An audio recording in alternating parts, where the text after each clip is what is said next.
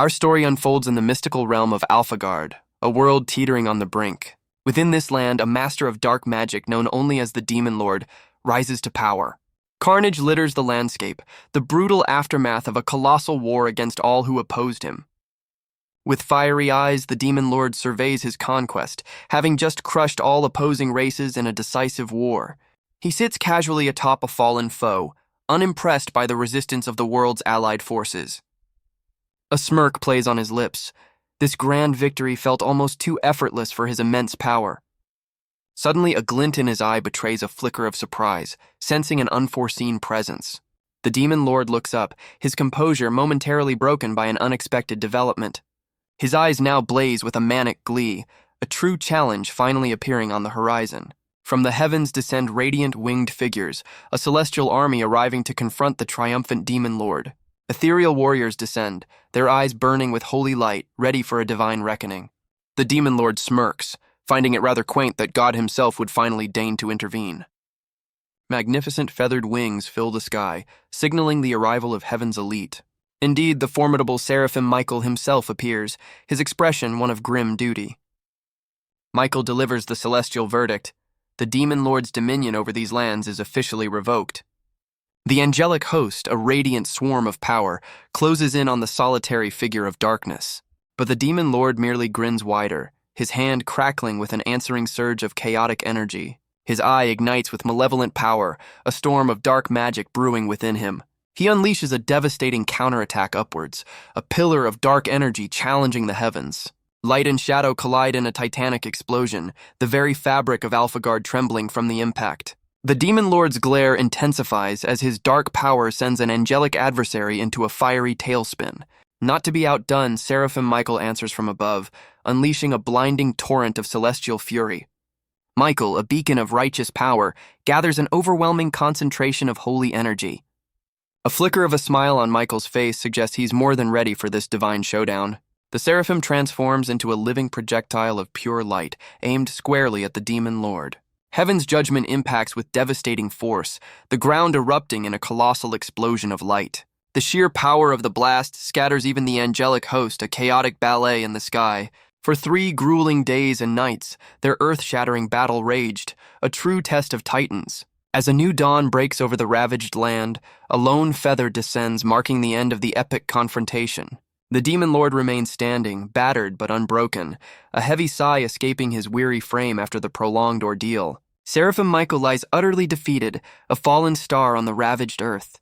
The Demon Lord smirks, admitting even his immense power felt the strain of that celestial beatdown. His gaze sharpens, acknowledging the presence of Ishtar, the notorious captain of his demon army.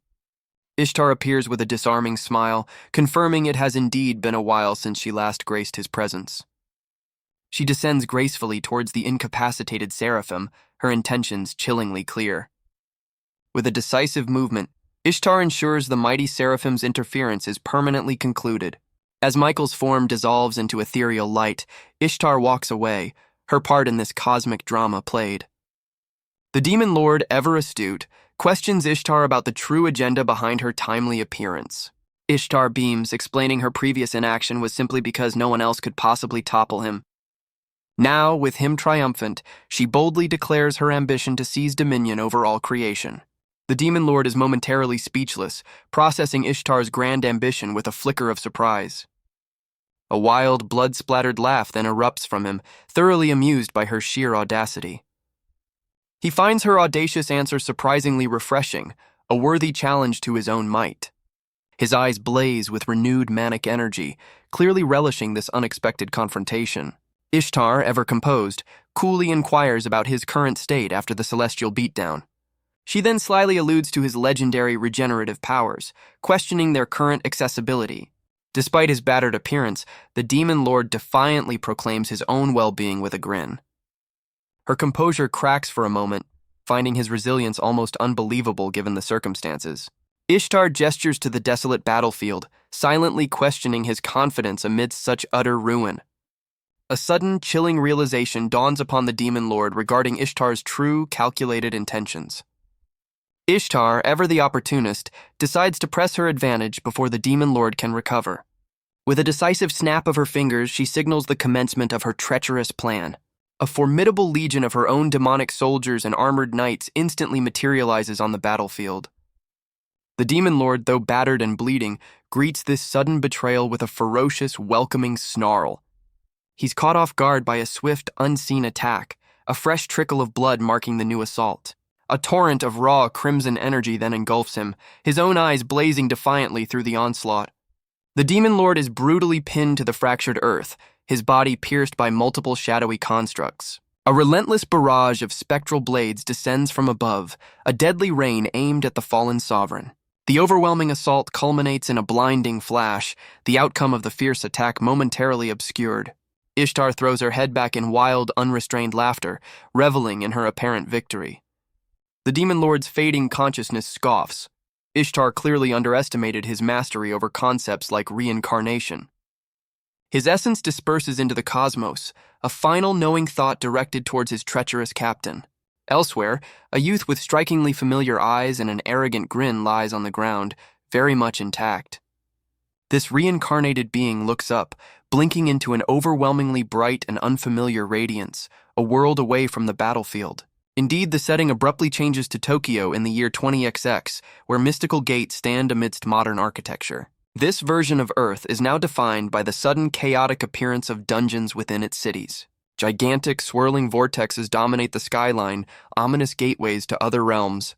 Media broadcasts excitedly proclaim the dawn of the Age of Hunters, a time of heroes in peril. A small, bruised boy watches the broadcast with a somber expression, reflecting on this new societal structure. He muses that such an era undoubtedly benefits the talented, a hint of longing in his gaze. He reflects that hunter awakening is a genetic lottery, with a test at 12 sealing one's rank and future. Elsewhere, a formidable cyclops, classified as a disaster-level threat, makes its terrifying appearance.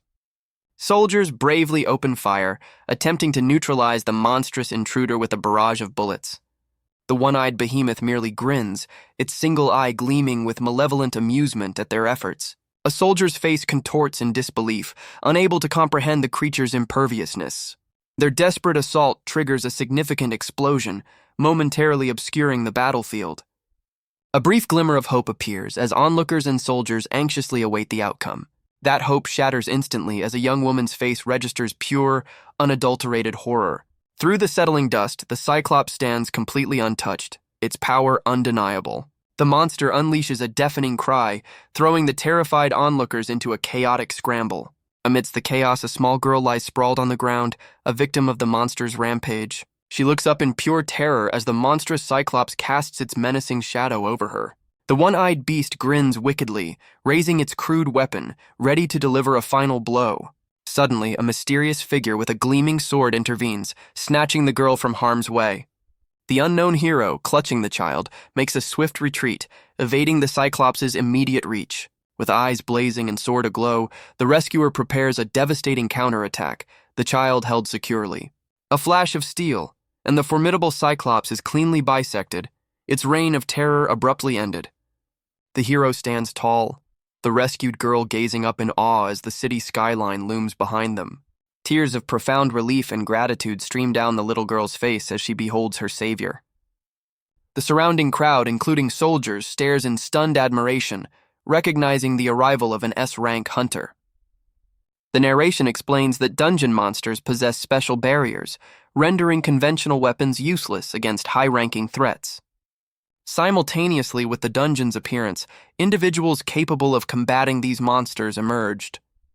These superpowered humans, known as the Awakened, prompted nations to establish reward systems for monster hunting. The Awakened soon organized into guilds, forming parties to venture into the perilous depths of dungeons. Consequently, wealth, power, and envy began to revolve around these elite hunters. The scene shifts to the exterior of the Hunter Survivor Association, Casimir Foster Home. Inside, the somber boy watches the news report, his attention fixed on the term S-rank. He bitterly reflects that rank is merely an arbitrary barrier people label as talent, as a door behind him creaks. The boy turns, a look of apprehension on his face, towards the now slightly ajar door. A hand pushes the door open further as someone unseen calls out to him by the name Hiroto. A larger youth violently strikes Hiroto, sending him reeling. Hiroto's phone skitters across the wooden floor, a stark reminder of the assault. The scene starkly illustrates a harsh truth. The world divides into the awakened and the unawakened, the powerful and the powerless. Cowering, Hiroto endures the taunts of his tormentor, who feigns deafness to his pleas. The bully delivers another vicious kick, reinforcing the brutal dynamic of exploiter and exploited. A second larger bully joins in, his cruel laughter echoing as he demeans the orphan's worth. He coldly rationalizes their abuse, stating an F-rank awakened is barely better than a normal human, especially considering their upkeep. Tears stream down Hiroto's face, his eyes reflecting a deep well of despair and helplessness. His spirit crushed, Hiroto internalizes their cruelty, believing himself utterly worthless. Night falls over the neighborhood, but the sounds of distress pierce the otherwise quiet evening. As Hiroto suffers, his fallen phone suddenly emits an intense, unnatural blue light. The light from the device coalesces, pulsing with an unknown energy. Its screen reveals a Demon King application mysteriously loading, hinting at a power beyond this world. A poignant flashback begins, showing children, including a younger Hiroto, beneath blooming cherry trees. Even as a child, Hiroto courageously shielded a crying girl from unseen tormentors. The orphanage's core mission is revealed: to identify and nurture children with hunter potential. The flashback focuses on the girl, Yuzuki, undergoing her crucial hunter aptitude test at 12. Yuzuki's test results blaze forth, an S rank marking her as exceptionally gifted. A voice from the past echoes, a desperate plea for the bullying to cease. Transformed by her awakening, Yuzuki now fiercely protects a battered Hiroto, her strength undeniable. The flashback reveals a time when the protector, Hiroto, became the one needing protection. He recalls his younger self's tearful face, a stark reminder of his past powerlessness. Yuzuki, hailed as a genius, was whisked away to an elite hunter training school far sooner than others. Before leaving, Yuzuki sadly informed Hiroto she could no longer shield him. In a heartfelt embrace, Yuzuki offered Hiroto a final moment of comfort. She whispered parting wisdom, urging him to find his own way to fight and live wisely. With a simple farewell, Yuzuki prepared to depart, and Hiroto could only acknowledge. Hiroto watched Yuzuki walk away, the distance between them growing under a cherry blossom tree. He ponders her use of the word weak, a term that clearly stuck with him. Hiroto understood that even her seemingly harsh words were Yuzuki's unique way of showing kindness. Hiroto reflects that Yuzuki's kindness, however well-intentioned, had an unintended effect. Her words, meant to encourage, instead became a painful reminder of his perceived shortcomings. The scene transitions to a bright cityscape, signaling a shift in time or focus. Young, aspiring hunters, Hiroto among them, gather before a shimmering dungeon portal for mandatory beginner training. Inside the gloomy dungeon, a boorish senior hunter immediately lays down the law, declaring an unfair reward distribution. The lower-ranked E-class healer and magician, along with Hiroto, look visibly uneasy at this blatant power play. Two frontline damage dealers, a C-rank swordsman and a D-rank axe user, smugly expect compliance from their weaker party members. Hiroto silently observes their usual unpleasant behavior, his expression one of weary resignation. Suddenly, an unexpected voice cuts through the tension, daring to challenge the established order. One of the support class hunters steps forward, much to the surprise of the group and the annoyance of the self-proclaimed leaders. The E-rank thief boldly questions the unfair loot split, demanding a merit-based system. The boorish senior hunter looms over the defiant young thief, a silent threat. With a sudden, aggressive move, the senior hunter hoists the struggling thief off his feet. The other two frontliners sneer, flaunting their B and C rank aptitudes as justification for their arrogance. Hiroto, eyes blazing with conviction, steps forward, his voice cutting through the abuse. He stands his ground, a newfound determination hardening his expression against the aggressors. Yuzuki's past advice about the weak finding their own way to live wisely echoes in Hiroto's mind. Despite his intervention, Hiroto internally berates himself, feeling utterly pathetic in the face of such injustice. As the senior hunters continue their rough treatment of the thief, Hiroto yells for them to cease, drawing their ire. The swordsman shrewdly stops his companion, reminding him they need the thief for treasure, postponing further conflict until after the dungeon. The axe-wielding senior seethes, promising retribution once they're out of the dungeon.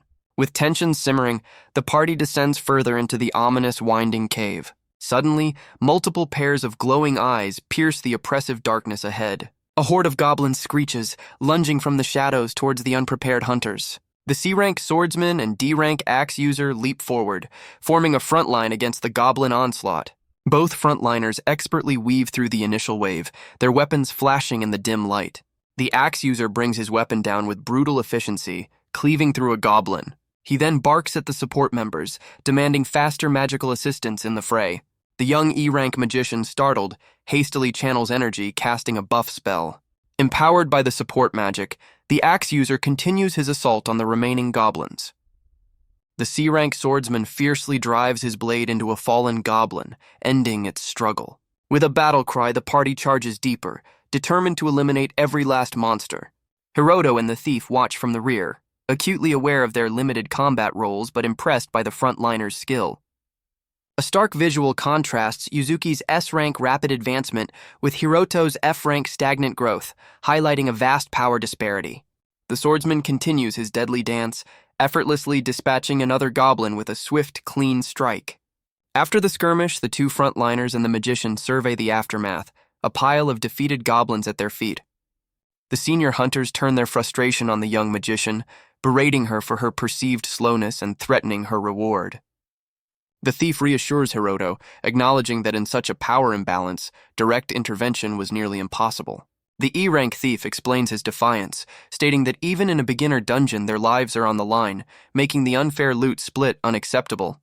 Leaning in, the thief directs a pointed, almost conspiratorial gaze at Hiroto, hinting at something more. The thief, with a determined glint in his eyes, confesses his immediate and pressing need for money. Hiroto looks surprised by this revelation, as the thief simply confirms his financial urgency. The E-rank hunter then unveils his grand ambition to establish a non-profit hunter guild. He explains his rationale, stating the current hunter guild system callously disregards the impoverished. The thief poses a poignant question to Hiroto about the countless lives that could be saved by dungeon potions. A visual highlights these coveted potions, famed for their mysterious healing effects and ability to cure incurable diseases. Hiroto recalls hearing about the immense cost of a single one of these life-altering elixirs. The thief shares a heartbreaking personal story. His older sister could have been saved, but they were too poor to afford a potion. He passionately declares that the current system, where vital aid doesn't reach those in need, is fundamentally wrong. Hiroto, visibly moved by the thief's conviction, acknowledges his amazing spirit and asks for his name. The thief, with a friendly smile, introduces himself as Akira Tachibana and prompts Hiroto for his name. Hiroto returns the introduction, and the two young hunters share a handshake, Akira pleased to make his acquaintance. Just then, the boorish senior hunter spots a gleaming treasure chest nestled deep within the goblin's nest, his voice booming with excitement. Akira, ever the professional, declares it's his turn to step up as support, a determined glint in his eye as he glances at Hiroto. He cautiously approaches the chest, acutely aware that any triggered trap would put him directly in harm's way, despite the senior's impatient urging. As Akira meticulously works on the chest, one of the senior hunters mutters a curse, clearly annoyed by the thief's careful pace.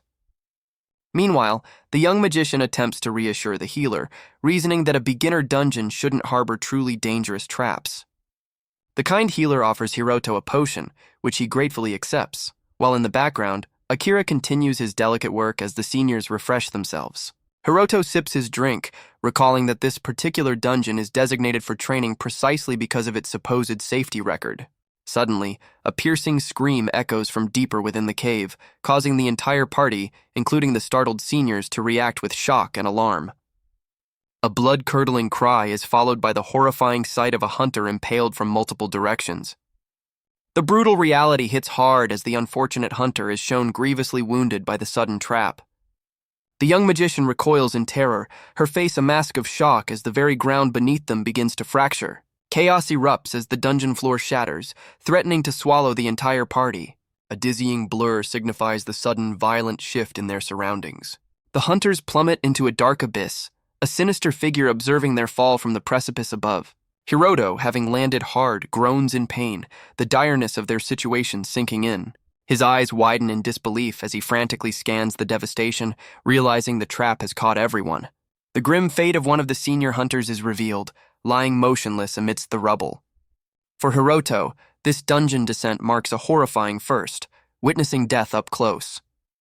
Hiroto, surrounded by destruction, confronts the stark realization that people die easily, his thoughts drifting to Akira. In that terrifying moment, an obvious yet profound understanding about their grim predicament dawns upon him. He foresees the harsh treatment awaiting him, the weakest link from the remaining panicked senior hunters. Gripped by sheer dread, Hiroto clutches his head, anticipating a similarly gruesome end for himself.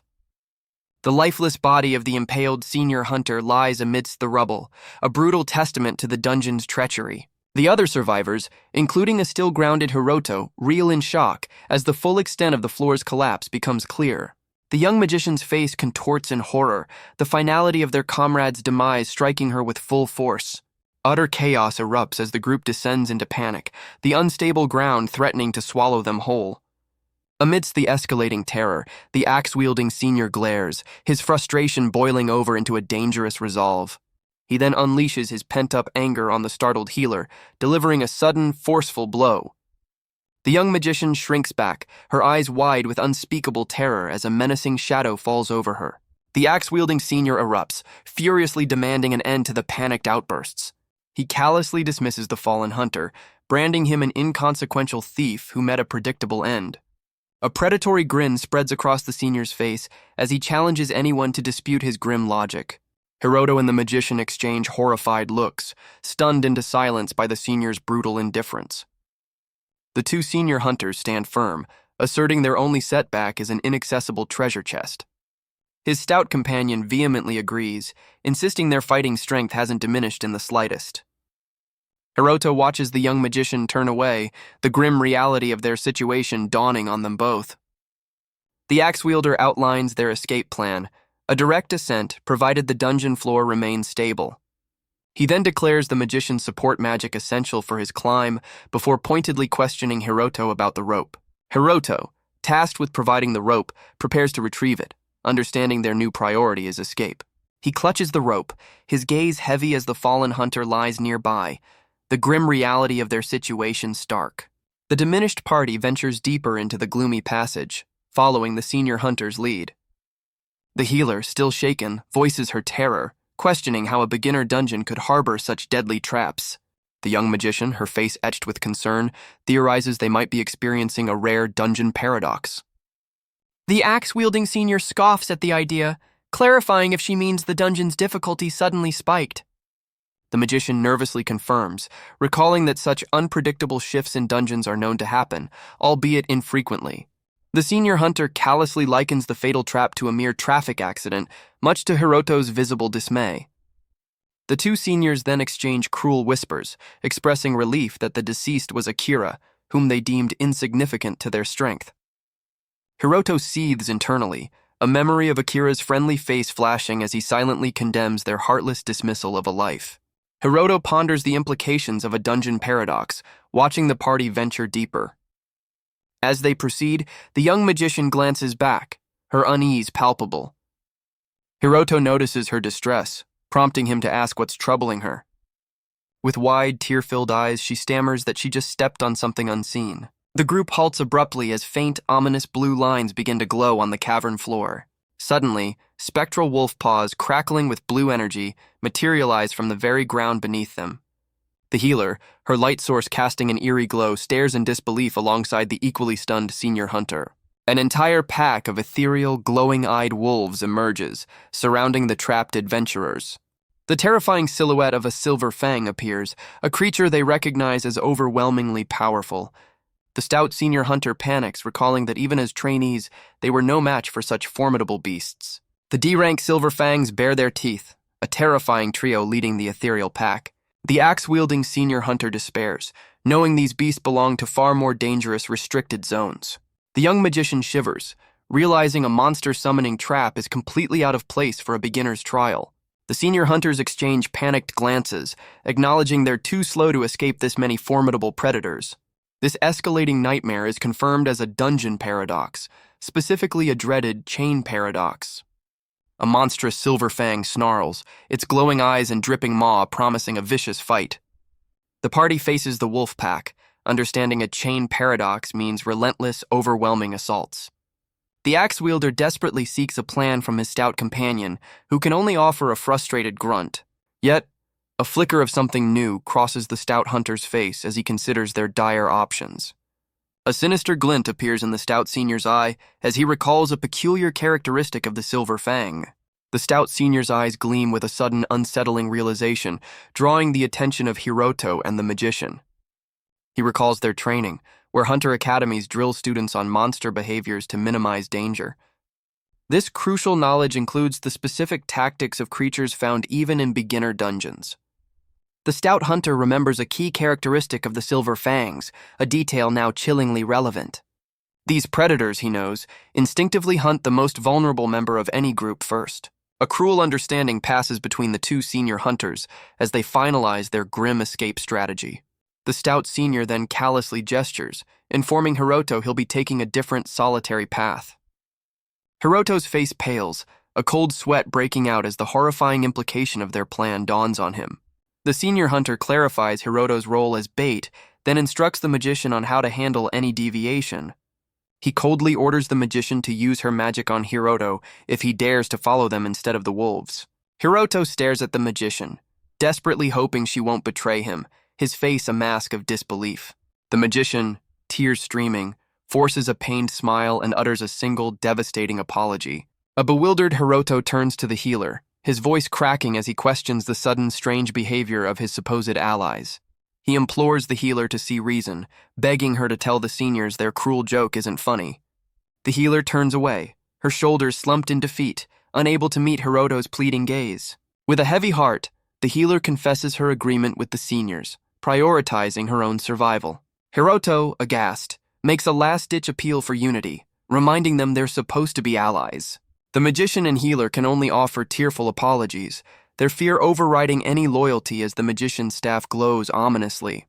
Hiroto stands isolated, a spotlight of despair illuminating his confusion at their hollow apologies. With a final sorrowful glance, the magician darts past Hiroto, leaving him to face the wolves alone. Hiroto furiously challenges their hollow apologies, questioning if words alone can absolve their treachery. He reaches out in a final desperate gesture as his former comrades disappear into the passage, leaving him behind. A spectral wolf pounces, overwhelming Hiroto as he confronts the brutal unfairness of his fate.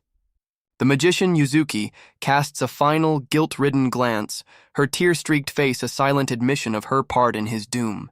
With a snarling beast upon him, Hiroto's tears flow, the crushing weight of being deemed expendable sealing his despair. The ethereal wolf attacks with vicious speed, a blur of spectral energy and sharp claws. Hiroto is viciously mauled by the Silver Fang, the ferocity of the assault undeniable. His eye, wide with unimaginable pain and terror, reflects the savage attack he's enduring. The aftermath is grim, with signs of the brutal encounter scattered as the wolf pack circles. Two more Silver Fangs, their eyes burning with predatory light, bare their teeth, promising more pain. Amidst the carnage, Hiroto confronts the terrifying possibility of his own demise. A painful memory surfaces, his past self, weak and targeted, vowing never to need protection again. His younger resolve echoes, a desire not just for safety, but to become a protector himself. Yet, in this dire moment, the crushing realization hits, he was utterly powerless once more. A desperate burning wish for strength ignites within him, a silent plea against the encroaching darkness. On the bloodied cavern floor, amidst the circling spectral wolves, lies Hiroto's discarded phone.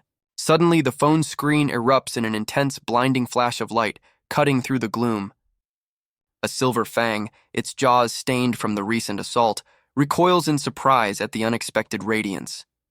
The entire wolf pack, momentarily distracted from their prey, turns its attention to the glowing device. Two more ethereal wolves, their eyes blazing, fixate on the mysterious light, their predatory focus shifting. The Silver Fangs, momentarily baffled by the light, still snap viciously near Hiroto's grievously wounded form. Lying broken, Hiroto is a hair's breadth from death, his severed arm a grim testament to the wolves' fury, yet the phone continues its strange glow. The phone's screen flickers to life, displaying Demon King application and announcing it's analyzing Ijima Hiroto's status. A chilling message appears. Strong desire for power confirmed. Access to Ijima Hiroto's soul completed. The device erupts in a prismatic burst of energy, bathing the bloodied scene in an otherworldly luminescence. This mysterious light seems to surge directly into Hiroto, a desperate, last-second intervention. A status window materializes, revealing Hiroto at level 2, HP critically at 0, but with life linker activated. His HP bar stares back, an empty void at 072, confirming his near-fatal state. Miraculously, the HP bar begins to rapidly refill, surging from nothing to full 7272 in an instant. The phone then displays a new message. Skill life linker cooldown 180 seconds, hinting at the source of his impossible recovery. Hiroto's eyes flutter open, a spark of consciousness returning against all odds. He slowly pushes himself up from the blood-soaked ground, dazed but undeniably alive.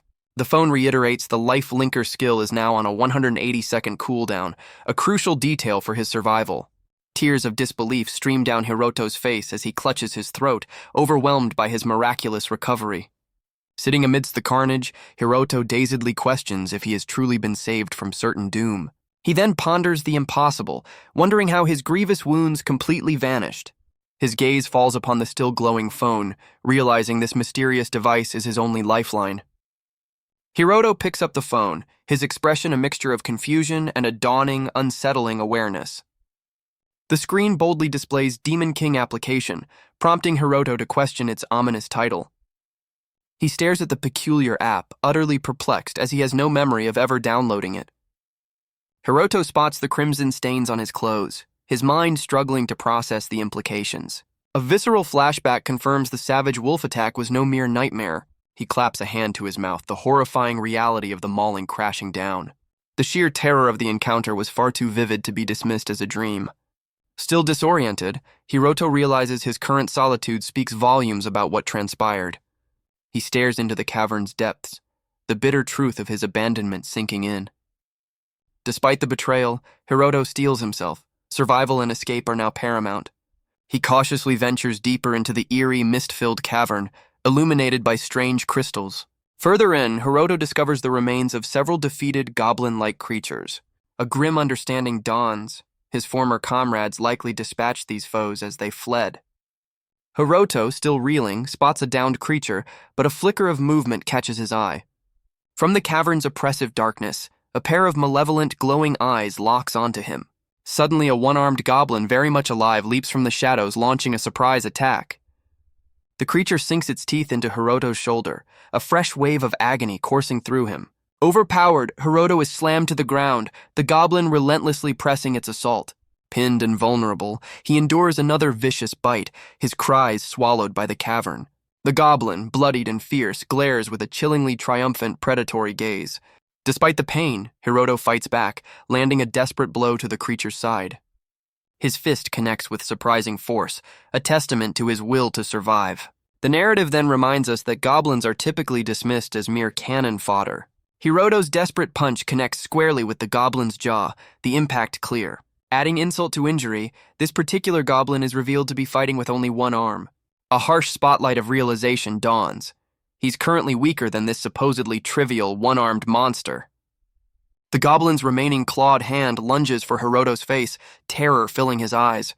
Pinned again, Hiroto suffers as the creature continues its vicious assault. With glowing eyes and a bloodied grin, the goblin savors its apparent upper hand. But hope flickers as Hiroto's phone displays life linker cooldown 10 seconds, counting down rapidly.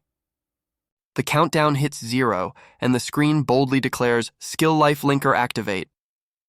A new notification details Life Linker, a 24-hour limited skill sharing the Demon Lord's life force. The skill list confirms Life Linker is now active, tied to the ominous Demon Lord of Gluttony as a passive effect. The goblin's claw rakes across Hiroto's face, drawing blood as the Life Linker skill takes effect. Hiroto's eyes widen in shock, a strange energy crackling around him as the skill fully activates. The one-armed goblin stares at its bloodied hand, momentarily confused by its victim's sudden resilience. With newfound strength, Hiroto catches the goblin's next attack, his hand glowing with an ominous red light. He retaliates instantly, delivering a powerful, energy-infused punch straight to the goblin's eye. The goblin reels from the unexpected blow, while Hiroto, though battered, pushes himself into a sitting position. Spotting a nearby rock, Hiroto quickly snatches it, his resolve hardening. He glares at the stunned goblin, clearly intending to end this fight decisively. With a surge of desperate strength, Hiroto brings the rock crashing down on the goblin's head. A system notification pops up, announcing an achievement. Hiroto has subjugated a unique goblin variant. A new notification declares the Demon Lord of Gluttony skill has activated, consuming the goblin variant through the app.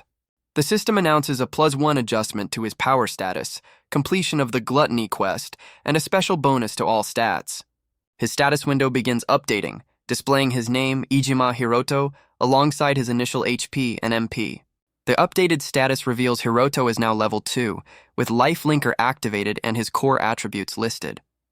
A closer look shows his HP and MP significantly increased, with a notable +1 bonus applied to his strength.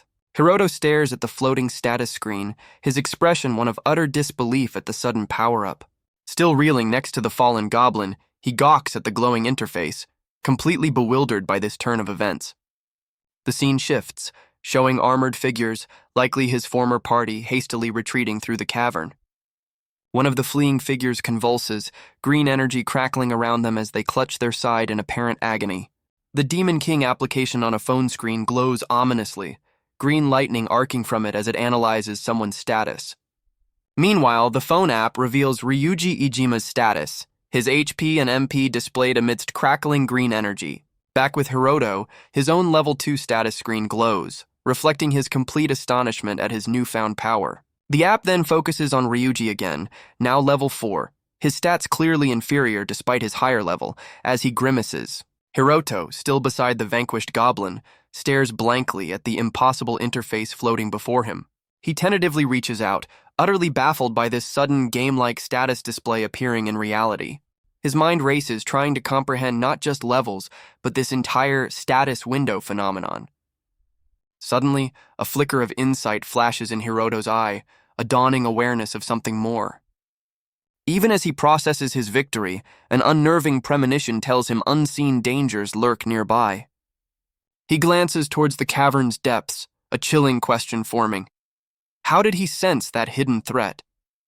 A bead of sweat traces his temple as a subtle, almost predatory smile touches Hiroto's lips, hinting at a new instinct. Hiroto feels an electric surge, his very senses sharpening to a razor's edge. His status screen reflects this, his agility stat now glowing, hinting at his heightened perception. He briefly wonders if this uncanny ability to sense danger is what thieves in stories feel. Standing over the fallen goblin, bloodied but resolute, Hiroto braces for whatever comes next. With a decisive flick of his wrist, he sends a rock skittering into the cavern's depths. From the shadows, a hulking, pig-like beast with glowing eyes turns, alerted by the sound. Hiroto's gaze locks onto the new threat, his eyes burning with a wild, almost feral intensity. He lunges, rock held high, aiming a devastating strike at the surprised creature.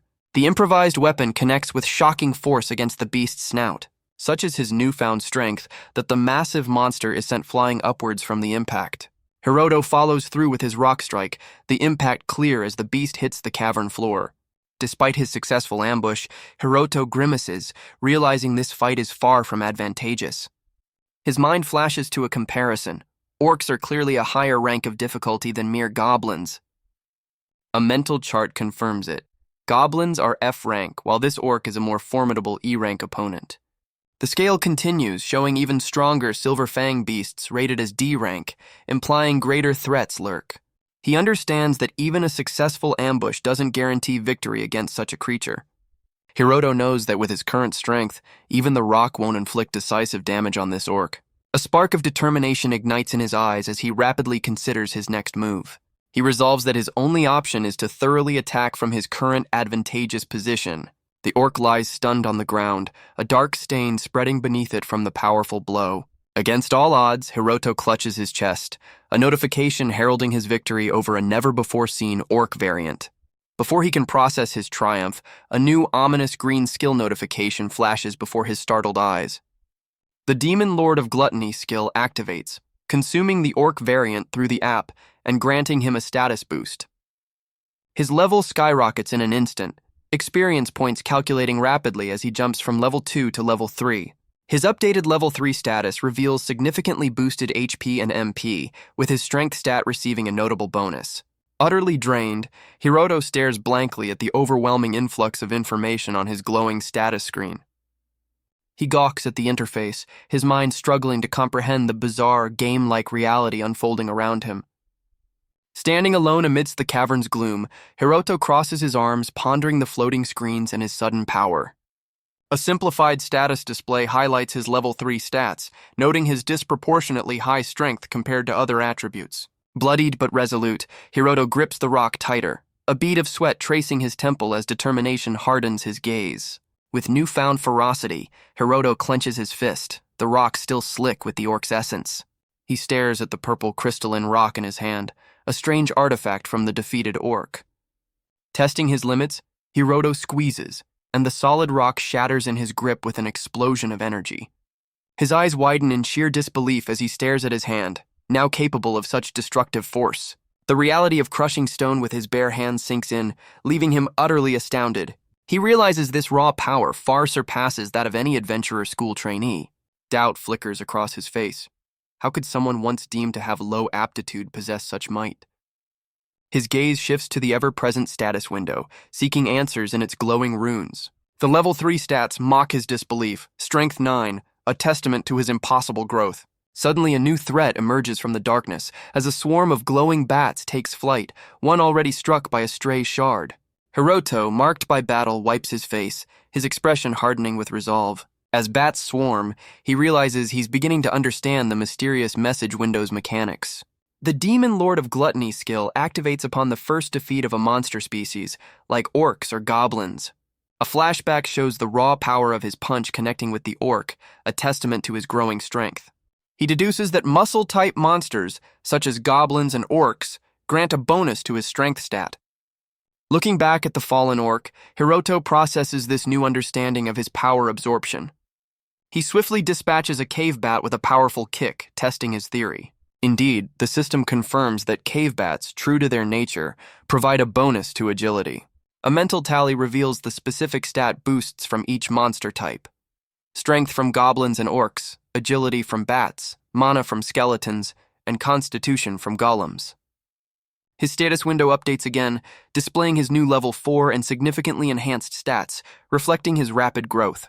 His status screen proudly displays level 4, with strength hitting a solid 10 and other stats impressively boosted. A memory surfaces, a younger Hiroto learning that solo adventurers level up the fastest.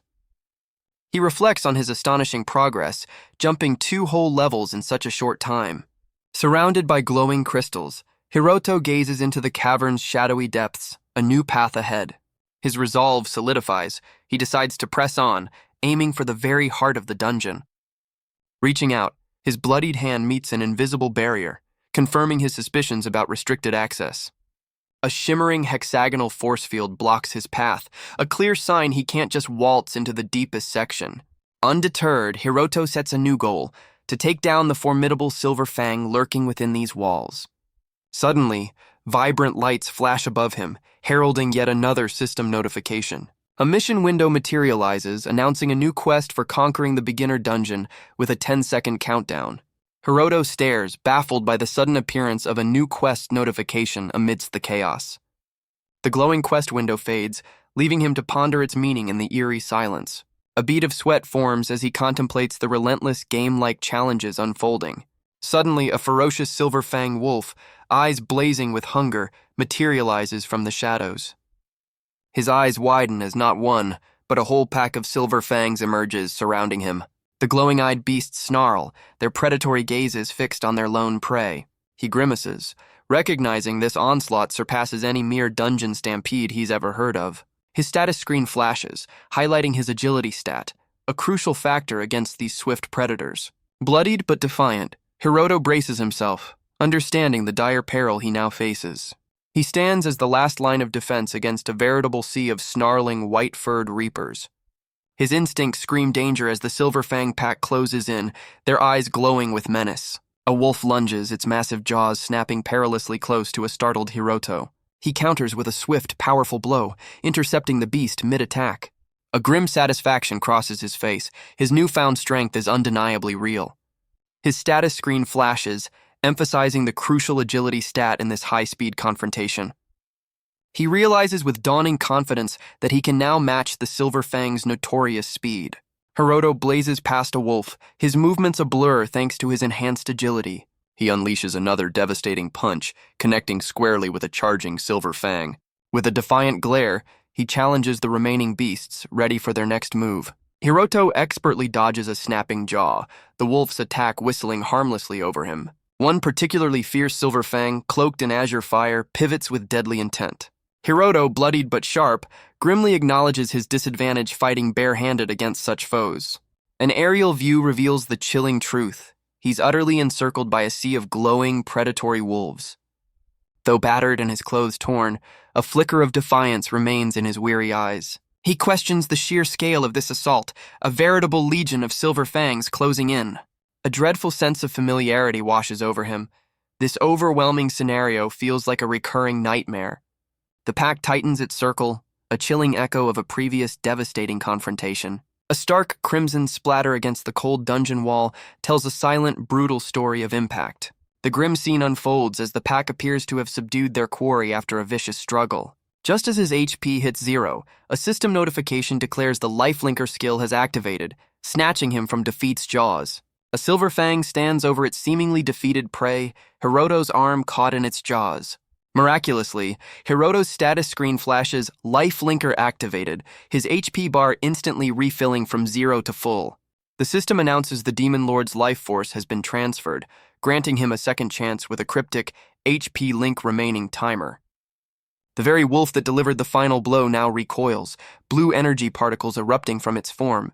The other Silver Fangs stare upwards in confusion as ethereal blue light streams into the air. Hiroto's dismembered arm, now glowing with the same blue energy, is drawn skyward as the wolf below looks on. Defying gravity, Hiroto's entire body is lifted from the ground, enveloped in a cascade of shimmering blue particles, leaving the wolves below. He hangs suspended in midair, battered and torn, as the mysterious energy swirls around his unconscious form. His eyes snap open, revealing an unnervingly calm gaze as faint, glowing sigils appear on his neck. Hiroto stumbles back to the cavern floor, visibly shaken but undeniably alive after his brush with oblivion. Back on the ground, Hiroto finds himself still encircled by the menacing, blood-stained Silver Fangs. Before he can fully recover, another ravenous beast, its maw crimson, lunges with deadly intent. In a sudden, violent blur, several attacking wolves are forcefully sent reeling backwards. His system announces a new boon. Pain Tolerance LV1 has been acquired and activated, a testament to his endurance. The remaining Silver Fangs stare upwards, perplexed, as more ethereal blue particles rise from the bloodied ground. An aerial view shows Hiroto enveloped by these swirling azure energies, the wolf pack now keeping a wary distance. His expression shifts, a dawning understanding in his eyes as the blue particles dance around him. A terrifying memory surfaces, a vortex of snapping jaws, the raw dread of being overwhelmed. He grimly considers the burdensome nature of an unkillable body, a concept he's seen explored many times. The dark reflection continues, musing on how immortality could deny the ultimate release to those who suffer. He reflects that immortality under such duress might be the cruelest fate imaginable. Hiroto acknowledges he's currently enduring this very curse, a living testament to endless suffering.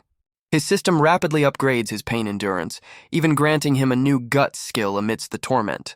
He understands that even with enhanced tolerance, the agony is merely suppressed, not erased. Despite grievous injuries, the level of pain remains a constant, brutal companion. Hiroto continues his desperate, bare-fisted struggle against the relentless, bloodied wolves. He grimly concludes that without a proper weapon, his efforts against the pack are futile. A chilling memory surfaces of a figure pierced by numerous blades, hinting at a past ordeal or a desperate idea. A spark of desperate resolve ignites in his eyes as a new, risky plan forms. This realization compels him to retreat towards a specific, ominous location he recalls. Tears of raw anguish stream down his face as the crushing weight of his predicament becomes unbearable. His desperate retreat leads him towards a specific, tragic site, the fallen Akira, pierced by multiple weapons. A closer view confirms Akira's grim end, a prominent sword lodged deep within their still form. With grim determination, Hiroto wrenches the bloodied sword free, claiming it as his own. A blood-mouthed Silver Fang, undeterred by his new armament, launches another ferocious attack. Hiroto counters, the newly acquired blade singing through the air as he meets the beast's charge. A fierce, almost unhinged satisfaction lights his eyes. The sword has decisively turned the tables. He stands before the remaining pack, one wolf already dispatched, ready to unleash further carnage. Surrounded by azure energy, a wild, almost joyful battle lust consumes him as he anticipates the ensuing slaughter. The intense battle scene abruptly cuts to a news anchor on a screen, discussing the concept of gaining experience. The news broadcast shifts to a discussion about risky methods for gaining experience, like solo hunting or tackling high-level threats. A bandaged Hiroto watching the program hears the anchor ponder the implications of a rookie defeating 100 silver fangs. The anchor emphasizes that such an achievement would be nothing short of legendary. Back in the dungeon, an utterly spent Hiroto sits amidst the aftermath of his brutal victory, the ground littered with fallen wolves. Overwhelmed by the ordeal, he releases a silent scream of agony and exhaustion, blood marking his face. His system log scrolls rapidly, detailing multiple life linker activations and significant upgrades to his pain tolerance and gut skills. The log further reveals numerous level-ups and a peculiar achievement, subjugating a unique Silver Fang variant absorbed by the Demon Lord of Gluttony. As a result of this extraordinary feat, Hiroto is awarded the prestigious title of Giant Killer. His status screen reflects his new power. Level 4, significantly boosted stats, the Giant Killer title proudly displayed, and maxed out pain tolerance. Hiroto, splattered with evidence of his struggle, stares in dazed confusion at his newly acquired formidable abilities. His status log proudly displays the Giant Killer title, granting a hefty 20% damage boost, and his guts skill levels up, further bolstering his HP. Hiroto, still marked by battle, ponders if these incredible gains are real, questioning the feasibility of reaching level 10 in a single day. He runs a hand through his hair, a troubled expression clouding his features as he processes the unbelievable events. Doubts surface about his own aptitude for leveling and the trustworthiness of the very system granting him power. He eyes a complex, unfamiliar status screen with suspicion, trying to decipher its true meaning. The screen confirms his new reality, Ijima Hiroto, level 10, with surprisingly full HP and MP and a notification bell demanding attention. A massive, glowing quest window materializes before him, and Hiroto can only point in bewildered acknowledgement. The system throws down a gauntlet, a 24-hour limited quest to challenge a higher-ranked dungeon, promising even greater rewards thanks to his unique skill. Hiroto stares in disbelief at the audacious dungeon challenge, wondering how this is possible when he hasn't even dared the forbidden depths of his current one. A crucial piece of lore surfaces. The beginner dungeon's forbidden zone once served as a gateway to another, more perilous dungeon.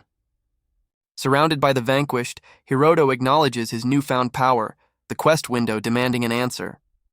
He recalls the Demon Lord of Gluttony skill, a grim reminder of how he absorbed a variant creature.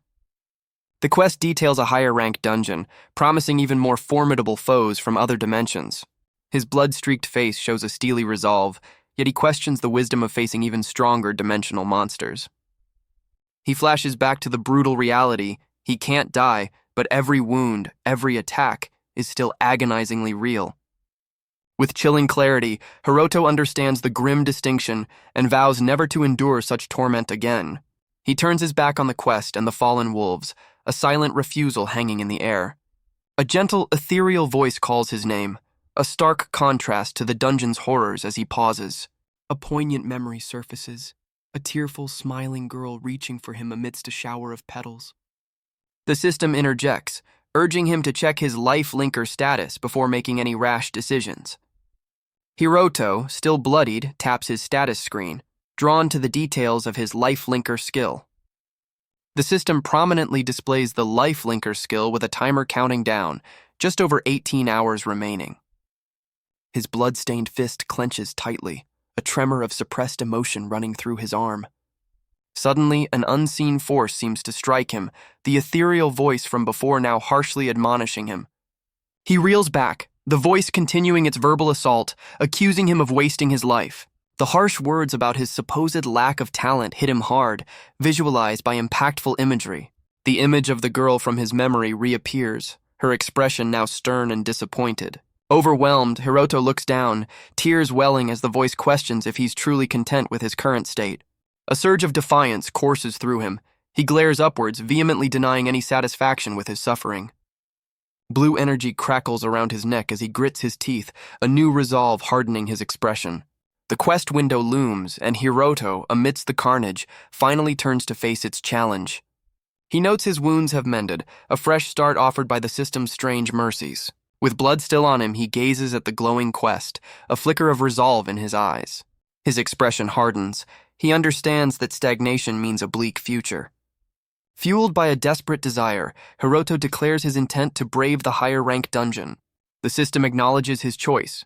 The quest to challenge the advanced dungeon is officially accepted. A new system message flashes. The transfer to his next trial is about to begin. Bright blue digital particles envelop Hiroto, signaling his imminent departure. The azure light intensifies, whisking him away from the wolf-strewn battlefield. The scene shifts abruptly to a quiet building under the night sky, a stark contrast to the dungeon's chaos. From the chaos of the dungeon, the scene shifts to a dimly lit room, a door ajar, spilling light from within.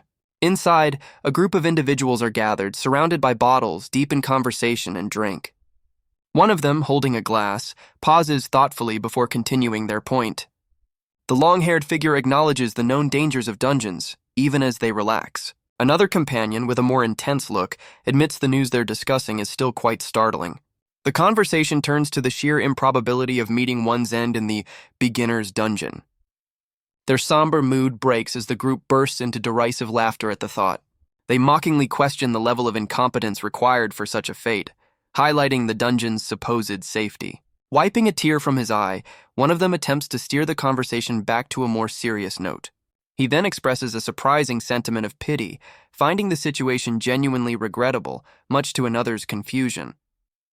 One companion, drink in hand, observes that even the tough Murabayashi seems surprised by someone's death.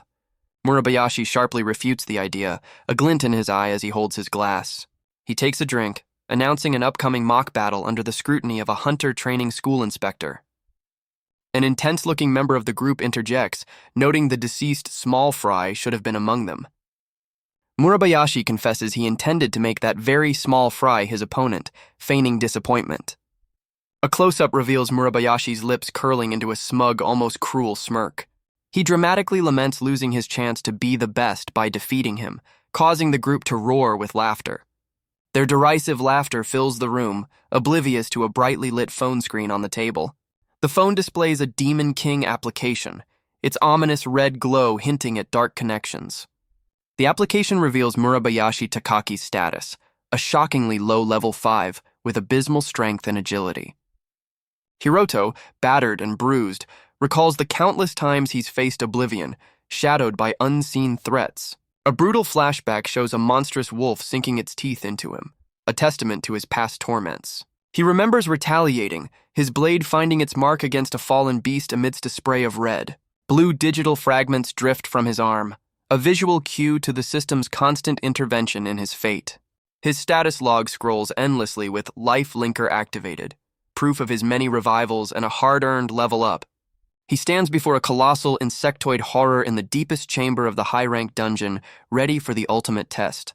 The grim cycle of defeat and rebirth plays out once more as the monstrous creature lands a devastating blow. Bathed in an ominous red glow and crackling blue energy, Hiroto stands victorious over the fallen beast, the ordeal finally over. Clean and unscathed, Hiroto gazes towards a beckoning light, a quiet sense of accomplishment on his face. A triumphant clear message flashes, confirming his success and granting him the mana awakening skill as a reward. Hiroto's status screen proudly displays his new title, Giant Killer, and a respectable level 15. The system issues a return command, as blue energy crackles around Hiroto, ready to whisk him back to his home world. He reflects on his journey, realizing he's unknowingly surpassed the typical student-hunter level. The scene transitions to a peaceful cityscape, bathed in the warm glow of a setting or rising sun. Back in what appears to be a school setting, a student eagerly asks his companion if he's heard the latest news. The long-haired companion confirms he has, specifically mentioning it concerns Hiroto. They both express incredulous relief, finding it hard to believe Hiroto could return alive from his predicament. The two students share a laugh, acknowledging what a close call it must have been for Hiroto. One student comments on their upcoming public mock battle, suggesting it might be less eventful now, while the other smirks deviously. They muse that without Hiroto's unpredictable presence, their planned shows will certainly be different. A bespectacled student peeks in, hinting at some juicy, unheard news for the duo. The pair turns, their expressions a mix of curiosity and slight apprehension at the interruption. The nervous messenger reveals a critical new rule for the mock battle. One attempt only. Their faces contort in utter shock, the implications of this single-chance rule hitting hard. The scene shifts to Hiroto, resting in a sun-drenched room as he begins to recall that day. He remembers his consciousness fading after the high-rank dungeon, only to be found later collapsed near the orphanage. Sitting up, Hiroto considers the simplest explanation for his ordeal. It was all just a dream. Yet, a steely glint in his eyes, he points towards a device on his desk, a silent however hanging in the air. The phone screen illuminates, the ominous Demon King application initiating its loading sequence. Hiroto, bathed in the glow of his holographic status, ponders the two stark possibilities that lie before him.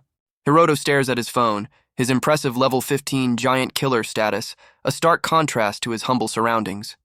He then flips to his rank F skill list, questioning if his mind is playing tricks or if this unbelievable power is genuine. Lying back, he considers the profound implication. This insane reality might just be true. A newfound resolve flickers in Hiroto's eyes as he's interrupted by a figure at his door. An older, long-haired man with an unnervingly familiar smirk casually requests a moment of Hiroto's time. They stand in a cluttered storage room, the older man clearly having sought Hiroto out. The man clasps his hands, a look of dawning realization, or perhaps feigned understanding on his face. With a theatrical flourish, he then declares he'll leave it to Hiroto to request him as an opponent for the mock battle. Hiroto appears momentarily stunned by this unexpected and rather bold proposition. He reflexively considers extending his hand, perhaps to seal this strange new pact. The older man smirks, confidently informing Hiroto that any other mock battle plans are now off the table. Their hands meet in a surprisingly firm handshake, sealing this unexpected challenge. Leaning in with a menacing grin, the man vows to inflict a memorable experience upon Hiroto. Hiroto, however, stares back with an expression of mild bewilderment, not a hint of fear. The handshake continues, Hiroto appearing unfazed by the older man's attempt at intimidation. The man internally seethes, baffled by Hiroto's calm demeanor despite the crushing force of his grip. Hiroto coolly attributes his lack of reaction to his newly acquired pain tolerance skill. He recalls a time when this man's very presence would have frozen him with terror. A flashback to fearsome, silver-fanged beasts puts his current adversary into perspective. The older man, now looking slightly less confident, stands before the storage shelves, perhaps sensing a change in Hiroto.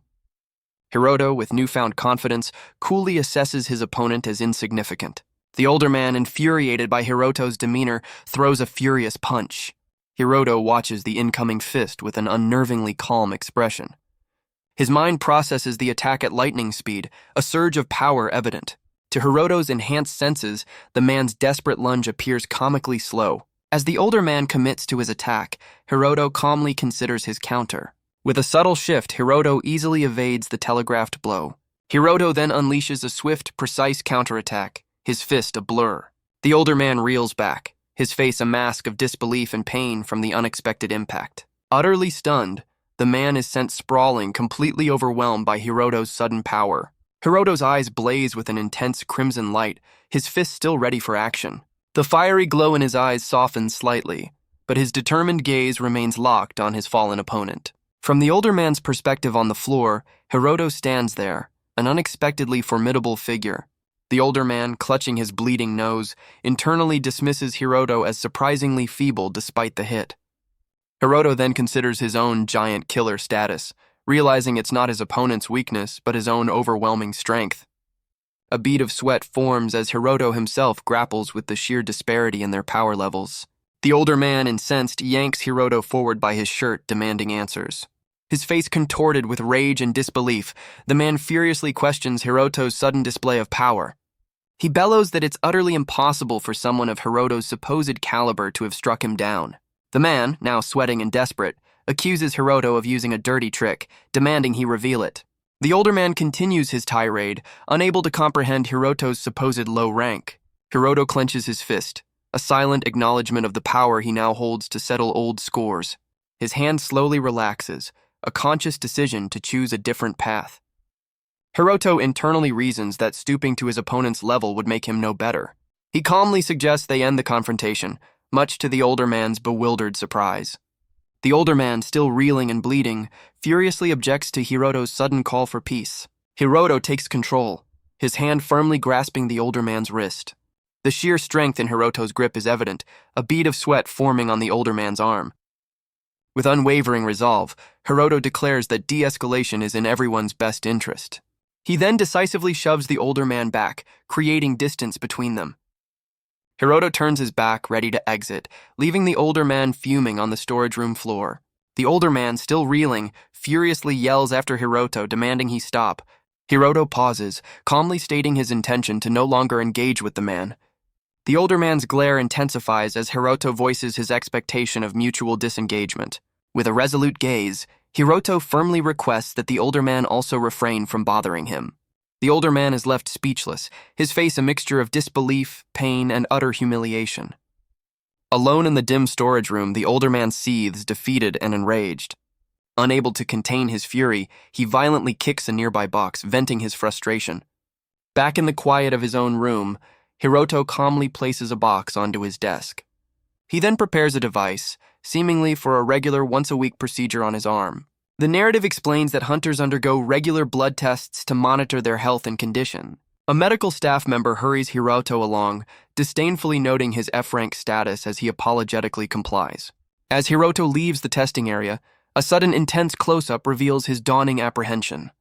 A bead of sweat appears as Hiroto's heart pounds with a sudden dreadful realization. He understands with a jolt that this routine check will expose his dramatically altered stats and skills. A profound sense of unease washes over Hiroto as he anticipates the consequences of this discovery. Elsewhere, the older man sits with others, his face still showing the marks of his recent defeat. The man violently dismisses a younger attendant, convinced Hiroto employed some trickery. He seethes, unable to accept that someone of Hiroto's supposed weakness could have bested him fairly. The attendant, a bespectacled young man, cautiously attempts to pacify the still fuming older man. The older man, sweating and suspicious, wonders if Hiroto used a rare dungeon item. The attendant dismisses this, noting the beginner dungeon's lack of valuable drops and questioning Hiroto's motives. Still baffled, the older man demands an explanation for his defeat and Hiroto's unscathed return as another listens intently. A burly associate declares they must teach Hiroto a lesson, proposing a mock battle to ensure his defeat. The older man, aghast, accuses his associate of trying to usurp his opportunity for vengeance. The burly man retorts, placing the blame squarely on the older man for initiating the confrontation. He then mentions the pre-battle body check, a surefire way to uncover any hidden advantages. With a sinister grin, the associate asserts that no trickery will save Hiroto during the official bout. He condescendingly refers to Hiroto as insignificant, yet implies a need to make an example of him. The burly man then offers a twisted form of comfort, suggesting they can both have their turn with Hiroto after the mock battle. The burly man grins, anticipating the fun they'll have with Hiroto, as the others share his malicious excitement. Night falls over the imposing Hunter Support Center, a beacon of modern architecture against the starry sky. Inside a brightly lit lab, a bespectacled technician diligently processes Hunter data, a routine task. Suddenly, a blood sample, presumably Hiroto's, causes an unexpected and alarming reaction during analysis. The technician jolts upright, his eyes wide with disbelief at the anomalous readings on his monitor. Hiroto's profile flashes on screen, riddled with error messages and displaying stats far exceeding any F rank. Utterly baffled, the technician stares at the impossible data, struggling to comprehend what he's seeing. A sharp-eyed female colleague notices his colleague's distress and approaches, sensing something is amiss. The male technician points to the screen, explaining that this Ijima hasn't even attended Hunter training school yet. A close-up reveals Hiroto's astonishing level 15 stats, a clear system error for an untrained individual. The female colleague leans in, equally shocked by the data anomaly her coworker has discovered. He explains the screen shows someone caught in a dungeon paradox during training, hence the bizarre stats. A pristine white box labeled After Event Reports sits ready for new filings. The male technician glances at the report box, contemplating the implications of Hiroto's case. His colleague wonders aloud how to report such a drastic jump from level 1 to 15, even considering the director. She then dismisses the urgency, arguing that since it happened pre-training, there's no official obligation to report it. The male technician listens, a bead of sweat forming as he processes her pragmatic yet dismissive stance. His colleague coolly reiterates that the dungeon paradox is known for its unpredictable and strange occurrences. She further justifies inaction, stating Hiroto's F-rank aptitude means he won't grow much, thus sparing them tedious paperwork. But the male technician can't shake his unease, emphasizing that Hiroto was merely level 1 just moments ago. The female technician questions her colleague's concern, appealing to a twisted sense of logic. She recalls the cataclysmic arrival of monsters that irrevocably altered their world. Pointing to the screen, she suggests that the very foundation of their understanding is now being challenged. With a steely gaze, she asserts that dungeons and hunters alike are inherently chaotic and defy simple explanation. The monitor continues to display Hiroto's impossible level 15 status, a glaring anomaly. A detailed breakdown reveals Hiroto's giant killer title and astonishingly high stats for an F rank, including level 9 guts and mana awakener. Meanwhile, an oblivious Hiroto stands in line at the Hunter Support Center cafeteria, ready for a meal. The cafeteria buzzes as onlookers murmur, astonished by Hiroto's presence and seemingly changed demeanor. Hiroto devours his food with an almost primal hunger, completely focused on his meal. He then astonishes the cafeteria staff by requesting yet another serving, his appetite seemingly insatiable. A woman approaches Hiroto, holding a teacup and remarking on his impressive eating aptitude. She introduces herself with a smile, a bespectacled woman in a lab coat apologizing for intruding on his meal. Hiroto, still focused on his food, internally acknowledges his unusually ravenous hunger. As he questions his sudden gluttony, the woman notes she hasn't seen him at the facility before and inquires about him. She reveals her identity as a chief instructor from the prestigious Artemis Hunter Training School, causing a stir among nearby onlookers. The instructor explains she's scouting for promising talents for the mock battles and playfully feigns offense that he doesn't recognize her. With a knowing, almost predatory glint in her eyes, she confidently asserts that she, of course, remembers him. A faint memory surfaces for Hiroto. This instructor was indeed present during a past mock battle involving someone named Yuzukiat. The instructor elaborates on the fierce competition between hunter schools, emphasizing the need to snatch up talent before rivals do. She then shifts her focus, observing that while she sees him annually, something about his current demeanor seems markedly different.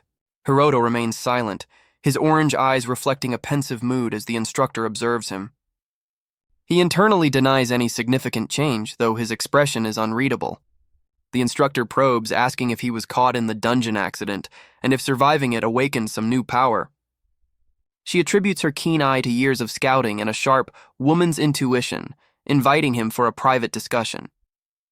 With unwavering confidence, she claims her intuition has been flawless for years, while Hiroto considers her offer. Hiroto recognizes her as an instructor from Yuzuki's school, realizing his secret might not stay hidden for long. He agrees to a brief conversation, much to the instructor's evident delight.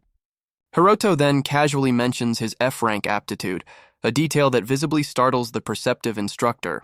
Her eyes widen in disbelief, the F-rank revelation clearly clashing with her initial assessment. Flustered, the instructor apologizes, humorously suggesting her famed intuition might be failing her for once. Hiroto calmly brushes off her shock, noting that his F-rank usually elicits such surprise. The instructor, regaining her composure, patronizingly remarks on the tough life he must lead as a low ranker. She then offers him her contact information, a seemingly kind gesture to help him if anything happens. Hiroto internally categorizes the strong's behavior towards the weak. Either they exploit or offer condescending pity. He sizes up the instructor, placing her firmly in the pitying category with her offer. His thoughts drift, comparing her seemingly benevolent attitude to Yuzuki's own brand of kindness. The scene dramatically shifts to the expansive city's hunter battle arena, rumored to also be a military testing ground. Within this formidable arena, constructed with dungeon-sourced materials, the mock battles are set to unfold. Hiroto strides past rows of other participants, all waiting their turn in the stark, concrete holding area. Suddenly, a group of menacing figures, including the burly man from before, fix their predatory gazes on Hiroto. The Artemis instructor, ever watchful, observes the arena proceedings from the stands with a critical eye. The vast battle arena buzzes with anticipation, the central stage primed for the upcoming mock battles. On the stage, Hiroto faces the burly man, who wastes no time in declaring his hostile intentions. The burly man's eyes gleam with a sinister red light, his expression promising a brutal confrontation. Now clad in armor, the aggressor announces he'll unleash his full power, hinting at a potentially lethal outcome. Hiroto, wooden sword in hand, remains stoic against the backdrop of the crowded arena, his composure unshaken. With a look of pure malice, the burly man chillingly predicts Hiroto's demise in the upcoming fight. He cruelly reminds Hiroto that accidents are common in these battles, and Yuzuki isn't around to intervene this time. The bully continues his taunts, emphasizing Yuzuki's absence and Hiroto's supposed vulnerability. With a deranged grin, he ominously suggests Hiroto will be the second casualty from their former association. The bully cruelly suggests Hiroto will soon join a departed friend, a memory of a smiling boy flashing by. Hiroto's usually calm orange eyes flicker with a dangerous intensity. A silent challenge forms in Hiroto's mind. Perhaps it's time for both of them to fight without restraint. The burly man makes a dramatic leap from the stands, landing heavily in the arena. He declares to Hiroto that there's a specific reason he's taking this particular opponent seriously. Towering over Hiroto, the armored bully brandishes his weapon, ready for a confrontation. The bully reveals his motive. A strong showing against Hiroto will impress the scouts and advance his career. In a surprising move, the bully lets his wooden practice sword clatter to the ground. He then turns his back on Hiroto, gazing up towards the bright arena sky, unarmed. Hiroto, still holding his weapon, watches this unexpected display with a questioning look. The bully sneers, claiming a simple sword victory over an F rank wouldn't be impressive enough for the scouts. He declares his intention to use magic as fiery energy suddenly erupts around his form. With a twisted grin, the bully boasts of his magical aptitude, despite being a frontline fighter, his power flaring. He smugly points out the rarity of magic fighters, confident this display will catch the scouts' eyes. Hiroto, clutching his wooden sword, processes the shocking revelation of his opponent's hidden abilities. A chilling realization dawns on Hiroto. This bully concealed his magic in the dungeon, abandoning him. Resolute, Hiroto lets his own wooden sword fall, preparing for a different kind of fight. Hiroto calmly announces he too will use magic, a subtle energy beginning to emanate from his outstretched hand. The bully erupts in derisive laughter, belittling any magic an F rank might possess compared to his own blazing power. Beneath Hiroto's feet, a dark, swirling energy laced with crackling red sparks begins to manifest on the arena floor. Hiroto's eyes gleam with newfound power, revealing the source of his strength, the high-rank dungeon. A system notification declares the activation of his level 9 awakened mana skill, engulfing him in vibrant energy. The arena floor trembles as an immense pillar of dark, crackling energy erupts around Hiroto. Within the maelstrom, Hiroto's silhouette glows ominously as a potent sphere of energy condenses before him. Spectators gape, one audibly questioning how an F rank could possibly wield such magical aptitude. His companion scoffs, asserting that even seasoned mages rarely display such overwhelming power. The bully stares, his own fiery display paling in comparison to the spectacle unfolding before him, pure shock on his face. Utterly disbelieving, the bully accuses Hiroto of an impossible bluff, his confidence shattered. In a desperate, enraged move, the bully unleashes a torrent of fire, aiming to incinerate his opponent. The bully's fiery projectile speeds towards Hiroto, who remains a calm epicenter within his colossal dark aura. A system notification heralds Hiroto's automatic magic activation, fire attribute, Hellfire, Evil Flare. An immense, violent sphere of red and purple energy, the Evil Flare, detonates from Hiroto's position. The bully stares, his face a mask of pure, unadulterated terror at the overwhelming power. The shockwave of Hiroto's attack rips through the arena, forcing the bully to cower. Engulfed in dark smoke and crackling energy, the bully can only brace for impact, utterly defeated. The arena crowd erupts, their cheers and raised fists signaling their awe at the incredible spectacle. Even the Artemis instructor, mid-call, pauses, her expression shifting to one of keen interest at the display. She stands, captivated, trying to gauge the tier of Hiroto's astonishing magical output. The instructor draws a parallel between Yuzuki's past brilliance and Hiroto's current shocking emergence. Convinced she's found another prodigious talent, the instructor departs, acknowledging this year's big rookie. Post-battle, Hiroto's memory of unleashing the evil flame feels like a distant, hazy dream. He reflects on a past resolution, the day he decided to follow Yuzuki to the same school. Adding to the turn of events, a significant advance payment had also been credited to his account. A single, intense eye contemplates the gravity of recent events, wondering if this marks a true turning point. Abstract lights flicker in the darkness, symbolizing the profound, life-altering question on his mind. Hiroto is suddenly transported to a serene, ethereal realm, floating amidst brilliant, cleansing light. His attention is drawn downwards towards a figure ensnared in chains within a turbulent crimson abyss. The captive is revealed, a purple-haired individual heavily bound, a stark image of suffering. A vast cosmic divide separates Hiroto from the chained figure, a tableau of opposing energies. Hiroto's eye widens in shock, a silent, urgent question forming about this mysterious, tormented entity. The chained figure's fiery red eye glares as Hiroto's mind struggles to identify this tormented soul. Suddenly, Hiroto jolts awake in his bed, the ethereal vision fading as he instinctively reaches for his phone. His orange eye widens, reflecting an alarming notification glowing on the device's screen. He sits bolt upright, clutching his phone, a wave of disbelief washing over him at the message displayed. The screen blares critical information. His Demon Lordification is confirmed, and a Demon Lord Hunt event is imminent. A chilling red warning follows, a stark countdown. Time left until your death. 35 hours, 59 minutes, 59 seconds. Hiroto stares, aghast, his hand flying to his mouth as the terrifying implications of the countdown sink in. His phone screen confirms his identity, rank F, level 15, alongside the ominous ticking clock of his demise. The device in his hand begins to glitch, the dire warning flickering erratically on the unstable display. Confused and alarmed, Hiroto wonders why his phone is suddenly malfunctioning at such a critical moment. The phone screen glitches wildly, confirming his Demon Lordification and the imminent, corruptedly named D3MSN Lod Hexas CS. Hiroto stares, bewildered, as the very words on his phone screen seem to morph before his eyes. Overwhelmed, he slumps back onto his bed, the phone slipping from his grasp, the dire news too much to bear. Briefly dazed, Hiroto recalls the chilling mention of a demon lord and some kind of event from the flickering screen. He glances towards the window, a grim certainty dawning. This terrifying application is undeniably the source of his newfound power. With steely determination in his eyes, Hiroto decides that if this path leads to strength, he'll confront any challenge. He throws open the curtains, letting in the morning light, his resolve hardening to face whatever comes next.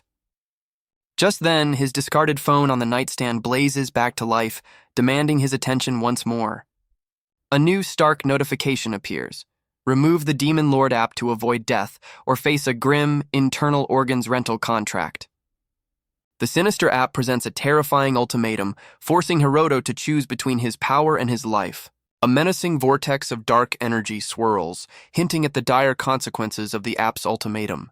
A sinister, red-eyed figure with pointed ears smirks as another silhouette walks towards an ominous, glowing portal.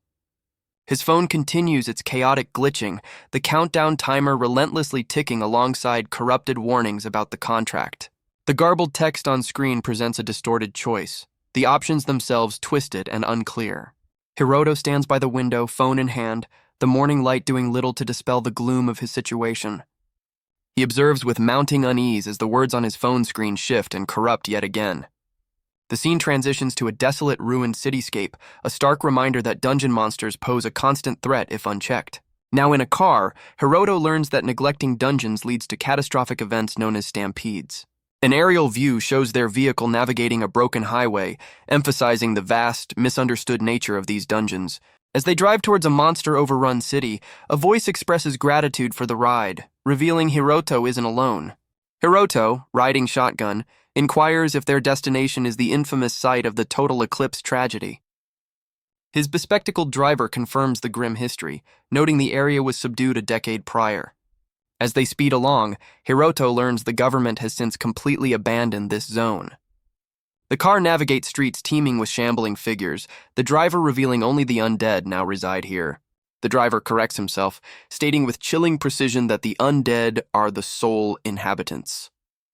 Well, the undead, and as the rearview mirror shows Hiroto, those connected to the Artemis Hunter School. Hiroto, his fiery eyes reflecting the bleak surroundings, ponders the human origins of these undead creatures. An eerie visual depicts how intense mana surges during stampedes cause the dead to rise once more. Suddenly, an undead creature stumbles into their path, and Hiroto watches in wide-eyed shock as impact is imminent. The unfortunate undead is sent tumbling over the car, a stark welcome to this forsaken city. The car plows on, leaving the dispatched undead tumbling in its wake, a grim introduction to the city's dangers. Hiroto remains silent in the passenger seat, the grim reality of their surroundings sinking in. The driver explains this chemically contaminated zone became a Pandora's box, ripe for dangerous experimentation. Consequently, the entire city was officially abandoned by the government, left to rot. The driver grips the wheel, navigating the treacherous, undead-infested streets with practiced ease. He warns that the dungeon here is still active, threatening an even greater catastrophe if left unchecked. Their car approaches a colossal, glowing rift in a ruined structure, a dungeon entrance, and the driver tells Hiroto to brace himself.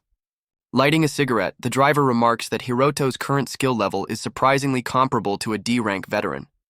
He muses that despite Hiroto's current power, the inherent limitations of aptitude still create a significant gap. Hiroto's fiery gaze meets the driver's, acknowledging the harsh truth of his F-rank aptitude, capped at level 25. The driver continues, emphasizing that even with boosted stats, Hiroto's F-rank means he shouldn't get his hopes up for the school. Suddenly, Hiroto yanks the driver from his seat, who reacts with startled indignation. The driver, now thoroughly intimidated, protests his innocence and aversion to any form of conflict.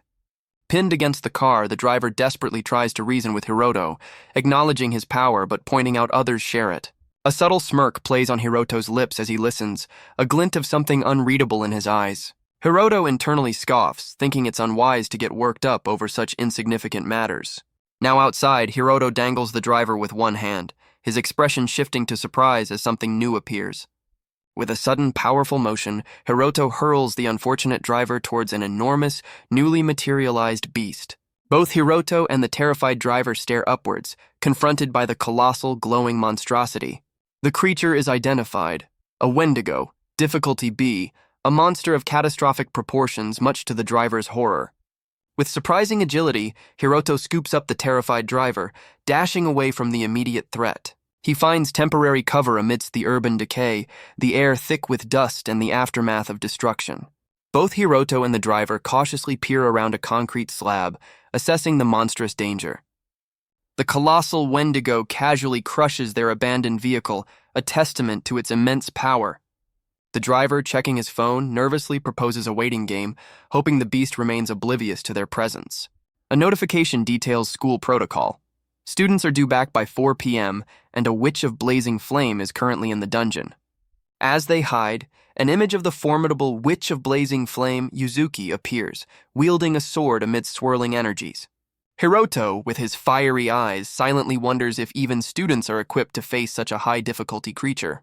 The driver reassures him that this prestigious school boasts many individuals far exceeding veteran capabilities. Still shaken, the driver suggests a brief 5-minute wait, confident that the elite students will soon deal with the monstrous problem. Hiroto, with his piercing gaze, cuts to the chase, questioning the authenticity of the driver's holstered firearm. The driver, visibly uneasy, stands stiffly as Hiroto eyes the weapon strapped to his side. He nervously reminds Hiroto that standard firearms are utterly ineffective against these monstrous threats. Unfazed, Hiroto smoothly draws a sleek dagger, clearly having come prepared for more than a car ride. With surprising force, Hiroto pins the driver, demanding the man's weapon if he lacks the nerve to use it himself. The driver, now armed with Hiroto's dagger, questions Hiroto's sanity for even considering a confrontation. Hiroto, dagger in hand, corrects him. It's not a choice, it's a necessity. They must fight. As if on cue, the colossal Wendigo, radiating an icy aura, bursts through a nearby structure, its advance relentless. The driver can only stare, aghast and sweating, as the monstrous Wendigo closes the distance. Hiroto, gripping his dagger, grimly concludes their 5-minute grace period has just been violently revoked. The colossal Wendigo, wreathed in icy energy, glares down with malevolent red eyes, spotting its prey. This towering beast, a true blight upon the ruined cityscape, exudes an aura of pure, chilling power. Despite the overwhelming pressure emanating from the monster, Hiroto remains remarkably composed, his focus unwavering. The driver, clutching the dagger, erupts in panicked disbelief, questioning Hiroto's grasp on their dire reality. He frantically reminds Hiroto of the futility of ordinary weapons against such a catastrophic entity as they scramble for higher ground. Hiroto, dagger still in hand, coolly processes the driver's desperate yet accurate assessment of their foe. A subtle, knowing smirk plays on Hiroto's lips, hinting at a plan beyond the driver's comprehension.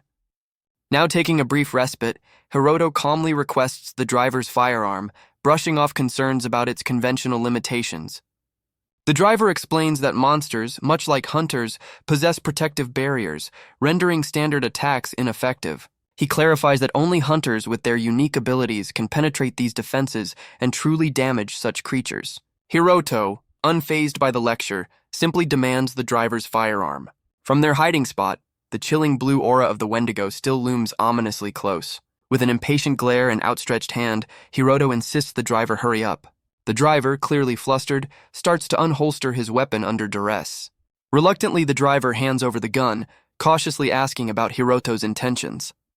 Hiroto boldly declares he will act as bait, leaving the driver utterly aghast. When Hiroto inquires about hunter traits, the driver admits his limited knowledge as a mere student caretaker. Hiroto theorizes that these particular monsters might possess a sensitivity to the sound of guns or explosions. The driver recalls a rumor suggesting that monsters appearing in the city are indeed sensitive to gunfire. Hiroto concedes that guns are generally ineffective against high-rank threats like the Wendigo, but speculates a point-blank shot might still inflict some damage. The driver realizes these monsters have adapted, now recognizing armed humans as a significant threat. A sudden surge of the Wendigo's icy power makes the driver yelp, while Hiroto remains stoic. From above, the sheer scale of the Wendigo's chilling aura dwarfs the two humans cowering below. Hiroto, resolute, outlines his daring strategy: fire the gun and become the sole focus of the beast. With the firearm now in his possession, Hiroto elaborates that his objective is to lure the Wendigo away. The driver, though impressed by Hiroto's courage, grimly predicts the utter futility of such a reckless endeavor. He reminds Hiroto that his current stats make facing two B-rank behemoths an impossible feat. The driver further emphasizes that even a singular confrontation with the Wendigo spells certain doom for Hiroto. Defeated, the driver urges Hiroto to abandon him and flee, prioritizing the boy's survival. He argues that Hiroto, despite his F rank, is young and valuable, unlike a mere civilian caretaker. Hiroto, teeth gritted, bluntly states the driver's certain doom if he abandons him now. A stark declaration appears. Hiroto has reached his limit with this dire situation. He recalls the driver's earlier 5-minute survival plan, a stark contrast to a grim memory of past helplessness. The driver, aghast, pleads with Hiroto not to undervalue his own life as the boy prepares to act. As Hiroto sprints into the icy unknown, the driver desperately reaches out, powerless to stop him. Hiroto fires the gun skyward, the shot echoing like a thunderclap through the desolate ruins. The Wendigo and its equally monstrous companion instantly lock onto the sound, their malevolent red eyes flaring. With the gun still raised and dagger ready, Hiroto wears a look of grim satisfaction, his plan in motion. He bolts through the decaying city, the two colossal ice beasts thundering in hot pursuit. A confident smirk graces Hiroto's face as he glances back, already analyzing his monstrous pursuers. Hiroto, dagger gleaming, acknowledges this deadly pursuit as a high-stakes game of tag. One of the colossal ice beasts, its red eyes burning, peeks around a ruined structure, searching. The Wendigo's monstrous face fills the view, its glowing eyes locking onto its elusive quarry. Hiroto firmly grips his dagger, its blade now imbued with a faint ethereal glow. He launches himself upwards, bringing the dagger down in a powerful strike towards the Wendigo's head. After impact, Hiroto skillfully maneuvers, using the environment and the beast itself to his advantage. The enchanted blade slices deep into the Wendigo's cranium, a dark substance marking the hit. With a wild look of triumph, Hiroto declares the first of his monstrous pursuers dealt with. The scene transitions to a luminous, crystalline cave where 4 individuals stand assembled. A young woman with determined red eyes, identified as Yuzuki, gazes forward intently. A spearman in white armor praises Yuzuki's formidable fire magic during their current subjugation. A dark-haired magician in a pointed hat questions her own utility if Yuzuki's fire magic is already so impressive. Another party member highlights Yuzuki's exceptional sword skills, enough to make even veteran swordsmen hesitate, noting her talent is on a different level. Yuzuki, with unwavering focus, believes their student-only party can conquer even the deepest parts of this dungeon, with her leading the charge. The magician and spearman exchange uneasy glances, clearly taken aback by Yuzuki's bold assertion. Yuzuki offers a reassuring smile, confidently stating that hard work will ensure their success. The magician, still doubtful, implies that Yuzuki's genius might blind her to the true difficulty of their undertaking. The four students stand dwarfed by the immense, glowing, crystalline dungeon. As one points out, no student group has ever conquered such a place. Yuzuki, placing a hand on her chest, acknowledges the talent disparity, but firmly believes their combined efforts as students can overcome the challenge. The magician glares from beneath her hat, her teeth gritted in apparent frustration at Yuzuki's unwavering optimism. The magician scoffs, suggesting Yuzuki's S-rank talent means she doesn't understand true effort. A healer steps in, defending Yuzuki's unmatched work ethic at their school. He reveals her relentless dedication earned her the title, the Sleepless Witch. Indeed, Yuzuki is shown training tirelessly, from dawn's first light with her sword to late-night magic studies. The magician, hearing this, appears momentarily stunned into silence. The spearman then questions Yuzuki's intense drive for power, given her inherent safety. Yuzuki's expression turns somber, her gaze fixed with a deep underlying resolve. She quietly confesses a past of being bullied in an orphanage, her teammates listening intently. A flashback reveals a younger, terrified Yuzuki, who then mentions someone once protected her. The magician and healer express their surprise, finding it hard to picture Yuzuki as a victim or someone needing rescue. Yuzuki recalls discovering her S-rank aptitude during the tests. She then reveals her childhood protector was a mere F rank, yet she was grateful for his intervention. Inspired by his bravery, Yuzuki resolved to become someone who protects others.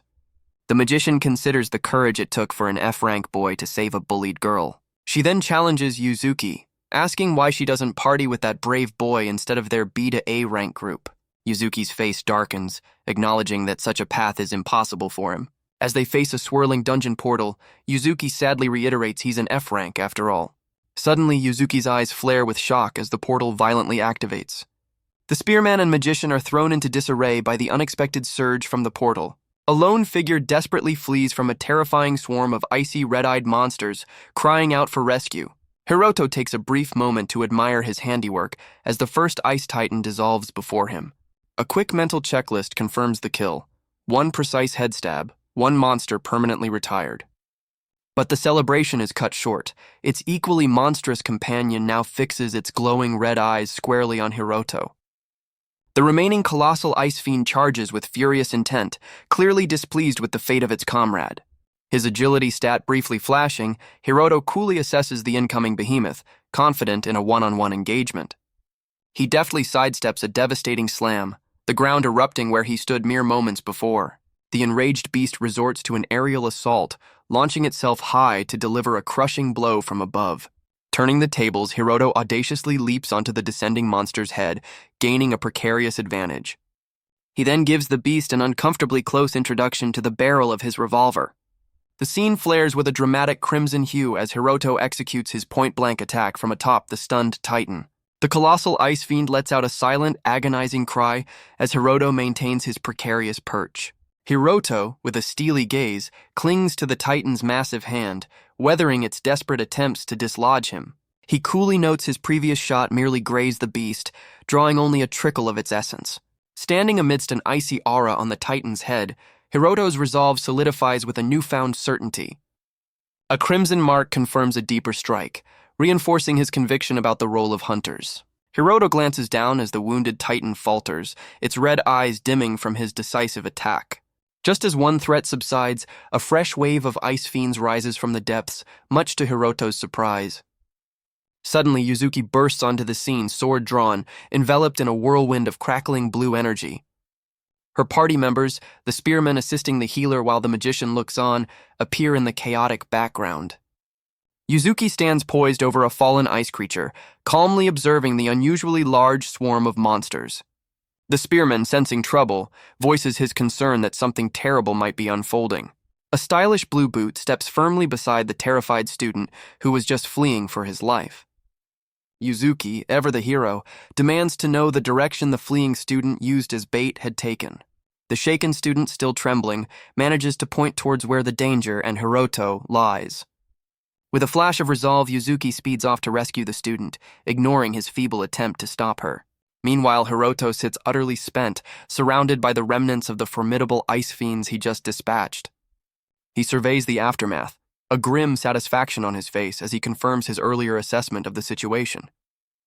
Despite his exhaustion, a double level-up notification flashes, signaling his rapid growth. His status screen proudly displays Giant Killer Ijima Hiroto LV-17, showcasing significant boosts to his stats and skills. Against a dramatic sunset, Hiroto reflects on the draining battle, acknowledging the heavy toll of his relentless efforts. Hiroto, weary from his monumental effort, decides it's time to locate his car. He walks towards the city silhouette, the sky ablaze with the colors of dusk. A defeated ice fiend lies still, its monstrous form slowly returning to nothingness. The creature's essence pools into an ominous dark liquid upon the fractured ground. Another vanquished beast's chilling, empty gaze serves as a stark reminder of the battle. Yet the city's rooftops reveal a new wave of ice fiends, their vigil casting long shadows. Suddenly, a brilliant blue energy tears open the sky as more monsters gather below its light. Under the full moon, a different battle unfolds, with a lone figure fiercely combating shadowy tendrils and towering fiends. Hiroto then spots his vehicle, comically airborne and marked for death, his daily necessities gone with it. A device in his possession reveals a stark reality, a timer rapidly approaching its final 12 hours. Yuzuki dashes across an empty overpass, a blur of motion against the distant city. She vividly recalls the student's fearful gesture, her determination solidifying as she heads towards the indicated danger. Her eyes blaze with an intense blue light, a clear sign she's activating a powerful skill. The system announces Enemy Detection LV-9 activated as Yuzuki scans a suspicious building complex ahead. A mental map overlays her vision, highlighting a direct path to her target, marked with an ominous red dot. Her enhanced speed is evident, a privilege reserved for hunters possessing exceptional aptitude. The advanced map display, visible only to S-rank hunters like her, guides her unerringly through the urban maze. This intuitive guidance system feels almost divine, like receiving direct messages from a higher power. She navigates this surreal world of monsters, dungeons, and sudden game-like notifications with grim purpose.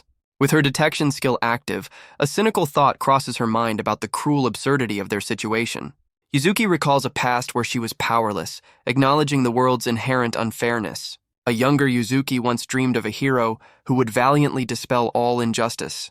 Now she understands that relying on others is no longer an option for her. She remembers a boy, a hero in her eyes, who ultimately couldn't protect anyone. The relentless unfairness of this world continues, as monstrous threats loom large. Yuzuki accepts her gifted power, stepping up to fight where her former hero could not. With fiery determination, she vows that the weak will not weep under her watch. She makes a dynamic landing, spotting a solitary figure standing amidst the city's ruins. Her eyes widen in disbelief as she recognizes the unexpected individual.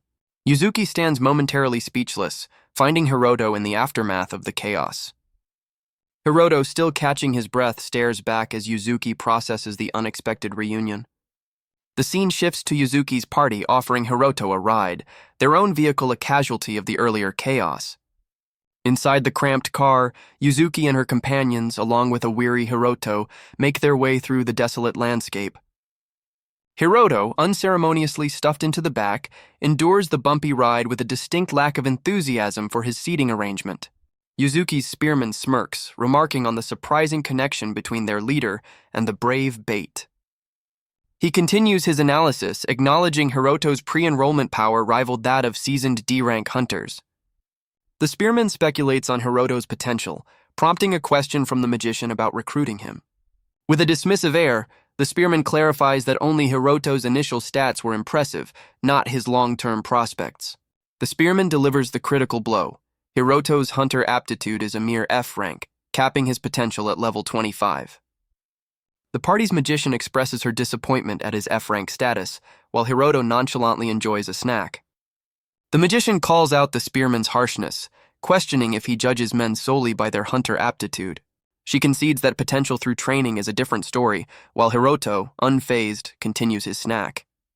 Sipping her juice, the magician muses that a weaker partner is difficult, but one with no prospects is simply unacceptable. Hiroto, munching away, silently observes their F-rank prejudice, though someone off-panel notes his good looks. The spearman, turning from the front passenger seat, directly quizzes Yuzuki about her relationship with the new student. Yuzuki, her gaze intense and unwavering, declares that Hiroto is someone precious to her.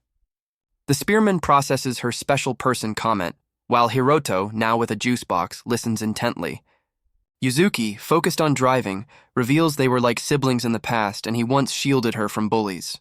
The spearman, with a condescending smirk, dismisses Hiroto as a small fry who can no longer offer her protection. Yuzuki, her expression resolute, agrees, stating that's exactly why she must be the one to protect him now. Yuzuki, ever protective, offers to personally guide Hiroto through dungeon training. Hiroto, his expression unreadable, quietly considers her unexpected proposal. The spearman interjects, accusing Yuzuki of blurring the lines between her duties and personal attachments. He reminds her of her elite obligations, implying Hiroto is a mere distraction from her true purpose. Yuzuki delivers a firm, unequivocal rejection of the spearman's assessment. She then reveals the depth of her connection to Hiroto, stating he's the only family she has. The car finally arrives at a grand, illuminated building under a vast, starry expanse, Hiroto visible in the back. As they step out, Hiroto gathers his bags, the academy grounds now their immediate surroundings. The spearman, however, singles out Hiroto, summoning the newbie to the student council room. A sly smirk plays on the spearman's lips as he announces he has something important to discuss with Hiroto. The scene cuts to a grim flashback. Grotesque figures watch two individuals walk towards a blinding light in a ravaged city. Suddenly, one of the monstrous beings recoils as ominous purple energy erupts from the ground. The strange creatures are caught off guard as the violet power expands, creating a massive, unsettling aura. A complex, glowing sigil materializes, pulsing with the same dark purple energy, hinting at a powerful spell. The monstrous figures are visibly distressed, some disintegrating as the arcane energy intensifies around them. All that remains of the creatures are crimson remnants scattered across the ground, a testament to the spell's might. Red X's mark the fallen foes, while a lone figure stands defiantly amidst the lingering purple haze. Above the desolate cityscape, two shadowy projectiles streak across the twilight sky, heralding a new threat. These airborne entities then morph into menacing, tendril-like forms, with strange symbols appearing within their dark mass. A sinister orb of condensed dark energy forms, followed by a shadowy hand emerging from the strange substance, dripping with unknown power. A monstrous, bull-like figure is ensnared and overwhelmed by a swirling vortex of dark purple energy. Another beastly creature makes a ground-shattering landing, its eyes glowing ominously under the full moon. A relentless stampede of these monstrous bovines charges through the desolate, ruined cityscape. Three of the brutes cautiously approach a volatile, swirling blue portal amidst the urban decay. A cataclysmic explosion of crimson energy erupts, laced with dark, crackling tendrils, signifying immense power. The narrative returns to the present, focusing on the Grand Academy building under a tranquil, starry night sky. Inside, the stark, expansive combat training room of Artemis Hunter Training School awaits its occupants. Hiroto, Yuzuki, and her companions stand assembled, an off-panel voice noting the unusual first-day mock battle. The spearman, with a self-important glint in his eye, declares his intent to impart a harsh lesson to the newbie. Hiroto eyes the spearman warily, sensing this traditional lesson is far more personal than proclaimed. Yuzuki and Hiroto stand together, their expressions serious as they face the upcoming confrontation. The spearman lectures from below, highlighting Hiroto's F-rank aptitude despite his D-rank combat prowess, deeming his solo Wendigo fight reckless. With a condescending gaze, the spearman resolves to teach Hiroto his place, framing it as a necessary lesson for the newbie's own benefit. The party's magician, with a subtle smirk, announces her intention to sit this particular lesson out. She elaborates, stating she's indifferent to any hazing, having endured similar traditions, which she now considers merely traumatic. The magician, a glint in her eye, pivots the conversation with a pointed remark. She casually inquires if their esteemed leader, Yuzuki, also experienced such rough welcomes in her early days. Yuzuki, her demeanor firm, asserts that back then, no one in the disciplinary committee could match her strength. After a quick word, the magician distances herself, openly expressing her disdain for the spearman's methods as they approach an elevator. The spearman, selecting a practice weapon, confidently states that Yuzuki and Hiroto alone will suffice for his demonstration. The spearman smirks, suggesting that without witnesses his actions might be misconstrued. He then discards his practice spear, telling Yuzuki and Hiroto to prepare themselves. Brandishing a practice knife, the spearman warns Hiroto to expect some pain, all for his benefit. Yuzuki and Hiroto exchange silent, unimpressed glances at the spearman's theatrics. Yuzuki, her eyes blazing, firmly states her disapproval of this so-called mock battle. The spearman justifies his actions, claiming as disciplinary president he can't let Hiroto endanger others. Yuzuki rebukes him, calling hazing a terrible tradition and insisting on better training methods, not outdated rules. With a dismissive gesture, the spearman declares they operate under the rule of hunters. He further asserts his authority as disciplinary committee president, claiming full charge of the situation. Yuzuki fiercely counters, reminding him her roles as second-year rep and student council VP outrank his. Yuzuki, her authority now fully asserted, informs the spearman she's giving the orders. With an intense gaze and a powerful aura, she commands him to cease, declaring she won't tolerate bullying under her watch. The spearman remains defiant, knife in hand, as Yuzuki and Hiroto stand united against his intimidation tactics. He smirks, then contemptuously kicks his discarded practice spear towards the departing magician. The spearman saunters towards the elevator, calling out to the magician, leaving Hiroto to observe his retreat. Hiroto glances back at Yuzuki, a subtle, knowing smile playing on his lips. Yuzuki, her earlier fire dimming, offers Hiroto a quiet apology for the confrontation. She then reminds him that within these walls, one's hunter aptitude unfortunately dictates everything. As Yuzuki heads for the elevator, she wishes Hiroto luck, acknowledging the tough road ahead. Pausing, she advises him not to overexert himself, recognizing that everyone finds their own path, regardless of rank. Hiroto stands alone in the vast training room, the discarded spear a silent reminder of the recent confrontation. He glances back at the abandoned practice weapon, a thoughtful expression crossing his face. A flicker of realization sparks in Hiroto's eyes as he processes the spearman's petty exit. Left by himself, Hiroto dryly considers if cleanup duty now falls to him. Navigating the academy's corridors, Hiroto wonders if he's even heading towards the dorms. Just as he ponders his direction, the spearman's voice halts him, clearly not done with their discussion. The spearman reappears, smugly adjusting his glove, insisting Hiroto still requires his brand of guidance. Hiroto, with a weary sigh, turns to face him, anticipating the inevitable challenge. The spearman clarifies his intentions. Not a fight, but a one-sided lesson he's eager to deliver. Hiroto, unimpressed by the semantics, simply asks if they can get this over with. The spearman, with a condescending grin, confirms he's perfectly fine with proceeding. Before the spearman can react, Hiroto's hand swiftly lands on his shoulder with surprising force. The spearman's smugness vanishes, replaced by wide-eyed shock as Hiroto's unexpected move connects. Hiroto effortlessly forces the spearman into a bow, his calm demeanor a stark contrast to the bully's previous arrogance. Leaving the spearman defeated on the hallway floor, Hiroto coolly walks away from the one-sided lesson.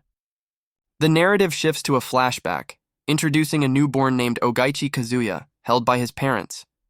Baby Kazuya is depicted amidst a bed of roses, destined for greatness despite his common name. Young Kazuya's privileged upbringing is shown, born to elite hunter parents in a grand estate. Sheltered by his influential parents, Kazuya was raised in a perfectly safe and controlled environment. Kazuya's internal monologue reveals his driving ambition. His entire existence is dedicated to becoming someone special. Young Kazuya faces a towering bully, a dropped knife hinting at the confrontation's sharp edge. The brute shoves Kazuya, grossly underestimating the bespectacled boy.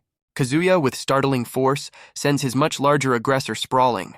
He calmly adjusts his glasses, a flicker of his true, formidable nature showing. The aftermath reveals Kazuya's power, a defeated bully, shattered surroundings, and astonished onlookers. A sinister smirk plays on Kazuya's lips, a defining moment of self-realization dawned upon him. His elite hunter aptitude made his enrollment in the prestigious academy, framed by cherry blossoms, an undeniable destiny.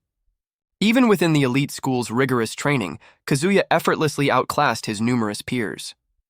A dazzling display of raw power sends his training partners reeling, cementing his dominance. Towering over his fallen classmates, Kazuya's conviction became absolute. He was divinely chosen for greatness. Kazuya recalls a pivotal moment, a first in his self-assured life.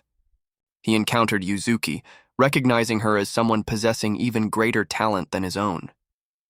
Her S-rank aptitude undeniably surpassed his, a fact Kazuya couldn't ignore. In his mind, only Yuzuki could be his perfect partner, a destiny he felt was preordained. Kazuya became fixated, believing he absolutely had to make her his. He saw her as a special existence, just like himself, a divinely chosen match. The flashback abruptly ends, returning to Kazuya sprawled on the hallway floor, glasses askew. Utterly humiliated, Kazuya questions the unbelievable turn of events, his pride shattered. The scene transitions to a grand auditorium, packed with uniformed students facing a brightly lit stage. An official at a podium begins an announcement, apologizing for its abruptness, concerning the Artemis Hunter Training School's dungeon. The official gravely announces a terrifying development, signs of an impending dungeon stampede. A wave of unease and hushed whispers ripples through the assembled student body. He reminds them that the true nature of dungeons remains largely a dangerous mystery. With grim certainty, he reveals the dungeon's mana has reached critical levels, fueling a surge in monster activity. If unchecked, this mana surge will trigger a catastrophic rampage, and he declares there's only one solution. The official clenches his fist, his expression hardening with grim resolve for the task ahead. Their only option is to confront the monsters directly and reduce the mana concentration to safe levels. He emphasizes the urgency, stating they cannot afford to wait for outside reinforcements. Students react with disbelief as the implication sinks in. They are being mobilized, a clause in their contracts. The crowd buzzes with questions, some recalling this drastic measure is reserved for dire emergencies. A student voices the collective thought, questioning if this truly qualifies as an emergency. The official on stage acknowledges their unease, but attempts to placate the massive crowd. He assures them of the staff's capability, reminding everyone that the instructors were once top-tier hunters. The plan unfolds. Instructors and advanced students, including Kazuya and Yuzuki, will tackle the deeper threats. The remaining students are ordered to gear up, meet their instructors, and strictly follow commands. Elsewhere, Hiroto internally remarks on the sheer chaos erupting on his very first day. A female instructor approaches Hiroto, offering an apology and musing on his unfortunate timing. She then drops a bombshell. Hiroto was supposed to be a top-tier enrollee, destined for the elite first-year class. The instructor clarifies he should have been part of a class, standing with the other prodigies, much to Hiroto's surprise. Whispers spread among other students, questioning an F-rank's place in A class, though some recall rumors of his unusually high stats. Students murmur, baffled by an F-ranker with no growth potential supposedly joining the elite A class. The whispers continue, emphasizing that an F-rank's level cap means nothing in a school where aptitude is paramount. Hiroto stands silently, absorbing the surrounding doubt and the weight of these revelations. The instructor, observing Hiroto's reaction, seems intrigued by this unusual student. Suddenly, the renowned Yuzuki Kuju appears, commanding the attention of the nearby students. Yuzuki directly addresses Hiroto, requesting a private conversation with an air of importance. From the sidelines, a seething Kazuya watches Yuzuki single out Hiroto, his jealousy flaring. As they walk outside, Yuzuki shares a startling premonition. She believes a dungeon stampede is imminent. She clarifies this isn't based on evidence, but rather a strong gut feeling, a sixth sense. Yuzuki confidently suggests her S-rank aptitude might be the source of this uncanny intuition. Hiroto mulls over Yuzuki's claim of intuition, wondering if that's truly all there is to her premonition. Yuzuki outlines the strategy. Elite students will handle the dungeon's depths, while others, Hiroto included, secure the entrance. Hiroto questions if the instructor's involvement means the regular students are truly safe from harm. Yuzuki acknowledges that relying solely on data is a natural, albeit limited way to assess the situation. With a steely gaze, Yuzuki implies there are things beyond his current comprehension, dismissing his need for further explanation. She then boldly declares that if a higher power exists, she considers herself one of its specially chosen individuals. Yuzuki firmly grasps Hiroto's hand, instructing him to find her immediately if anything unusual occurs, regardless of its apparent significance. She paints a grim picture. A full-blown stampede would throw everyone into a desperate, chaotic fight for survival. Yuzuki emphasizes that the location of their battle, be it the treacherous depths or the chaotic entrance, will not change the underlying danger. A chilling vision flashes. The specter of death, a reaper's scythe, looms over them all, threatening to claim anyone at any moment. Yuzuki, with unwavering resolve, promises Hiroto her absolute protection. Elsewhere, a trio of students contemplates ditching the dangerous mobilization, one questioning the extreme measures. Their apparent leader, Urabe, scoffs, reminding them expulsion is the price for cowardice. Another student grumbles about the lack of compensation for this high-risk, no-reward mission. Suddenly, an unseen figure makes their presence known, stepping into their anxious huddle. The delinquents look up, startled by the unexpected interruption to their scheming. It's Kazuya, a smug grin playing on his lips as he acknowledges their particular talents. Urabe greets Kazuya with a sly, knowing smirk, anticipating some entertainment. Kazuya's smile turns predatory as he reveals he has a few tasks requiring their unique skills. Back with Yuzuki, she stuns Hiroto, confessing a chilling desire to eliminate a certain individual. Yuzuki walks away, leaving Hiroto to ponder her chilling confession, while Kazuya lurks with a sinister expression. The students, each with their own hidden agendas, prepare to face the ominous, glowing dungeon entrance. This practical training is foretold to become a nightmarish descent into chaos. A grim narration reveals this event will escalate into one of the deadliest incidents in Hunter School history. Hiroto's phone suddenly displays a countdown. A Demon Lord Hunt event is about to begin. Rewind to an hour earlier, where students gathered before the pulsating dungeon rift, awaiting instructions. An instructor began to outline the plan, stating only experienced staff would venture into the dungeon's depths. He continued, adding that select students, with Yuzuki at their core, would join this elite deep dive team. Another instructor detailed that remaining students would secure the outer layers, handling weaker monsters under strict supervision. However, a shocking addendum. All A-class students, from first to third year, were ordered to accompany the main attack force into the deepest, most dangerous parts. The A-class students absorbed the grim news. They're being sent into the dungeon's treacherous depths. An ominous red rift pulses as students mill about, the air thick with anticipation and dread. An instructor announces the dungeon entry is scheduled for high noon, as students gaze upwards. A hand shoots up. A brave student dares to question the high command's orders. A fiery, red-haired A-class student, spear in hand, voices her concern about venturing into the deepest, most perilous sections. She argues that while Yuzuki might manage, the monsters in the depths are far beyond the capabilities of other A-class students. The instructor clarifies their primary mission, not to conquer, but to provide crucial support to the main assault force. Their duties will include defending injured comrades during treatment, a vital but dangerous role. Additionally, they'll be responsible for dispatching any weaker stragglers that bypass the elite vanguard. The instructor attempts to reassure the crowd, stating that B-class and lower students will only handle the safer outer layers, minimizing overall risk. Hiroto recalls Yuzuki's ominous words, a sense of unease settling over him. He remembers her chilling premonition of a dungeon stampede, a truly dire prospect. Yuzuki had chalked it up to mere intuition, a sixth sense she possessed. A new worry surfaces.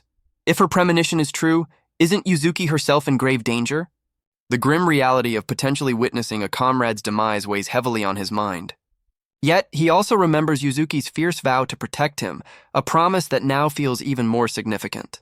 Despite the looming threat, Hiroto considers himself fortunate to be assigned to Yuzuki's group. His attention shifts to Iijima and Itu, the fiery spear wielder and her companion standing nearby. An instructor delivers surprising orders. Iijima and Itu are to accompany the attack team only to the middle layer, not engage in direct combat. Hiroto is visibly perplexed as the instructor clarifies their role. They're to stand guard in the shallower, secured layers. Iijima protests vehemently, questioning why A-class students like her are being sidelined. The instructor strides forward, confidently stating their current forces can handle the emergency. He declares that only those venturing into the deepest levels undergo true real-world training, despite Iijima and Itu's A-class status. The instructor, looking weary, explains that for this training, difficult choices must be made. He elaborates, stating they must be selective about which members to invest in for future strength. Iijima and Itu exchange a bewildered glance at the mention of investment. The instructor, with a dismissive gesture, recalls their disappointingly low hunter aptitude ranks. With a grim pronouncement against the backdrop of the ominous rift, he deems them both incompetent based on future prospects. Ijima stares in stunned disbelief, her pride clearly wounded by the instructor's harsh words. Meanwhile, a trio of goblin-like creatures, presumably weaker monsters, snarl menacingly. Those snarling goblins are immediately consumed by a sudden intense blast of fire. Student mages launch coordinated magical attacks, fireballs streaking through the cavern. A few students celebrate prematurely amidst falling embers, thinking the threat is over. An instructor urgently directs the students into formation as more creatures appear. Other students bravely clash with the goblin-like beasts, their weapons meeting tough hides. The cavern transforms into a chaotic melee, with students battling numerous foes across the uneven ground. A new wave featuring larger, more imposing horse-headed monsters advances on a pair of isolated students. Suddenly, several projectiles find their mark, felling the monstrous brutes with deadly precision.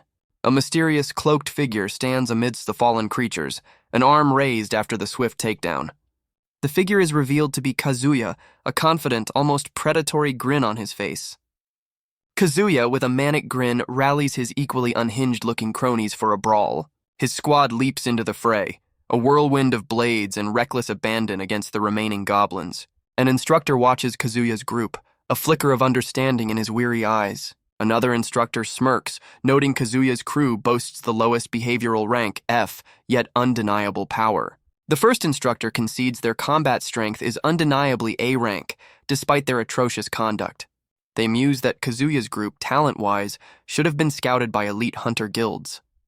Kazuya and his boys stand victorious over a pile of vanquished foes, as an instructor laments such wasted potential. Kazuya saunters over to the instructors, his boots crunching on the cavern floor.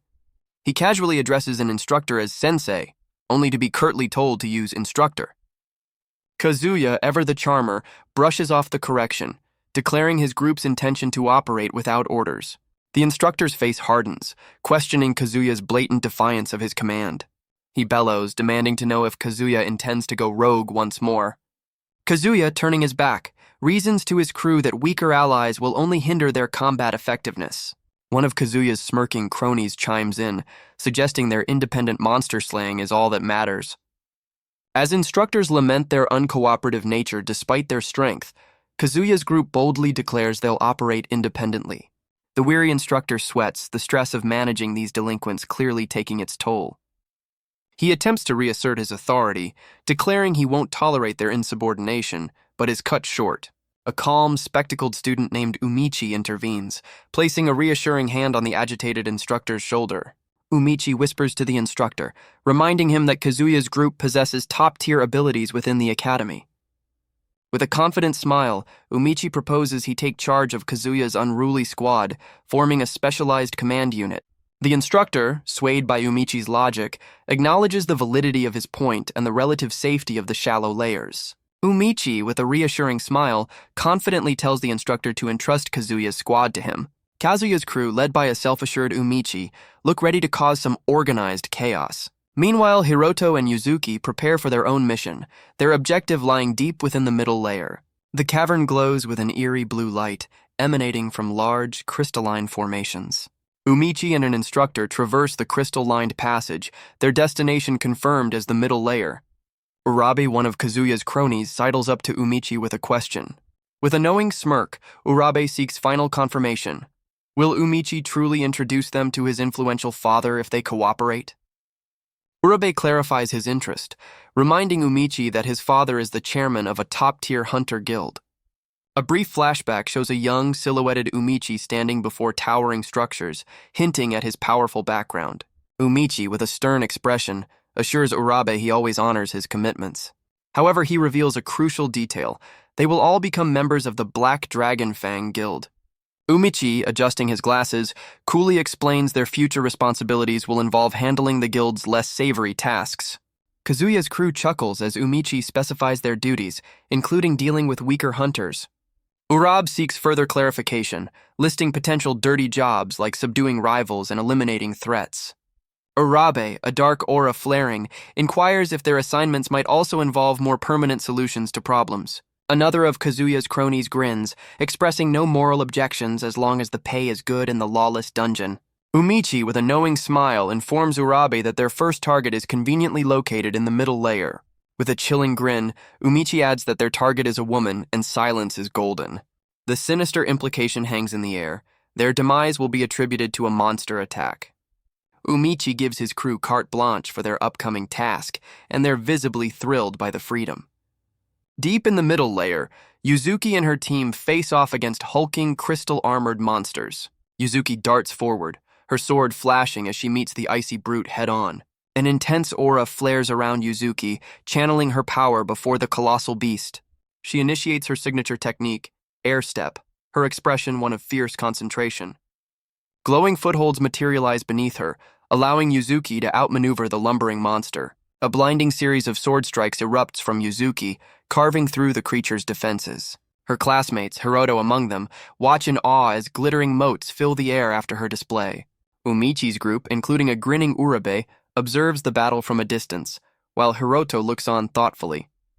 Hiroto internally notes Yuzuki's exceptional skill, befitting the school's strongest and most celebrated female student. A fellow student, Murano, expresses her shock at Yuzuki single-handedly dispatching 2 Wendigos so quickly. Murano remarks to Hiroto that Yuzuki seems otherworldly, even leading the attack force beyond the instructor's role. Hiroto silently acknowledges Yuzuki's undeniable skill, a thoughtful expression on his face.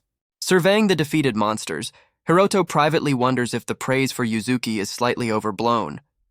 Murano notices Hiroto's contemplation, and after he deflects, decides to ask him a question. With a bright smile, Murano casually tells Hiroto that Murano is perfectly fine. Hiroto, slightly confused by the name, prompts Murano to clarify her full name is Itu Murano. Murano extends a friendly hand, suggesting they drop formalities as fellow students feeling a bit out of the loop. Hiroto, after a moment's consideration, extends his own hand towards Murano's. They shake hands, Hiroto introducing himself as Ijima Hiroto and agreeing to use first names, citing his preference for knowing who has his back. Umichi, ever the strategist, inquires about a silver-armored individual within Yuzuki's, or rather Kujo's party. Murano casually identifies the silver-clad figure as Umichi-senpai, now tasked with leading Class B in the shallow layer.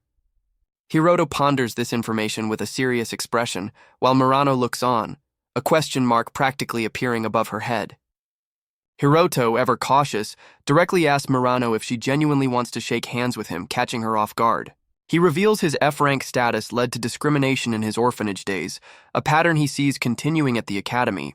Murano bursts into a bright, reassuring laugh, telling him not to fret over such things, a tiny chibi version of her echoing surprise. Hiroto is visibly surprised by her completely unfazed and cheerful reaction to his revelation. Murano cheerfully admits she's an E-rank herself, dismissing his concerns about ranks with a friendly pat. A flicker of surprise crosses Hiroto's face, quickly followed by a soft smile as he concludes Murano seems genuinely kind. The scene transitions to a breathtaking view of luminous purple crystals, light shafts piercing the cavern's darkness. Hiroto internally grumbles about their tedious lookout duty, guarding a passage near defeated monsters. He sips from a flask, contemplating the severe damage monsters could inflict if they reached the shallow layer. Murano, despite acknowledging their duty's importance, privately resolves to flee and report any truly dangerous monsters. Suddenly, Murano's eyes widen in alarm as she senses an approaching threat. A colossal horned shadow looms over them as both Hiroto and Murano look up in shock. The source of the shadow is revealed, a monstrous, snarling minotaur, its eyes glowing with fury. Murano's face pales, realizing a minotaur is far beyond what students like them should encounter in this dungeon.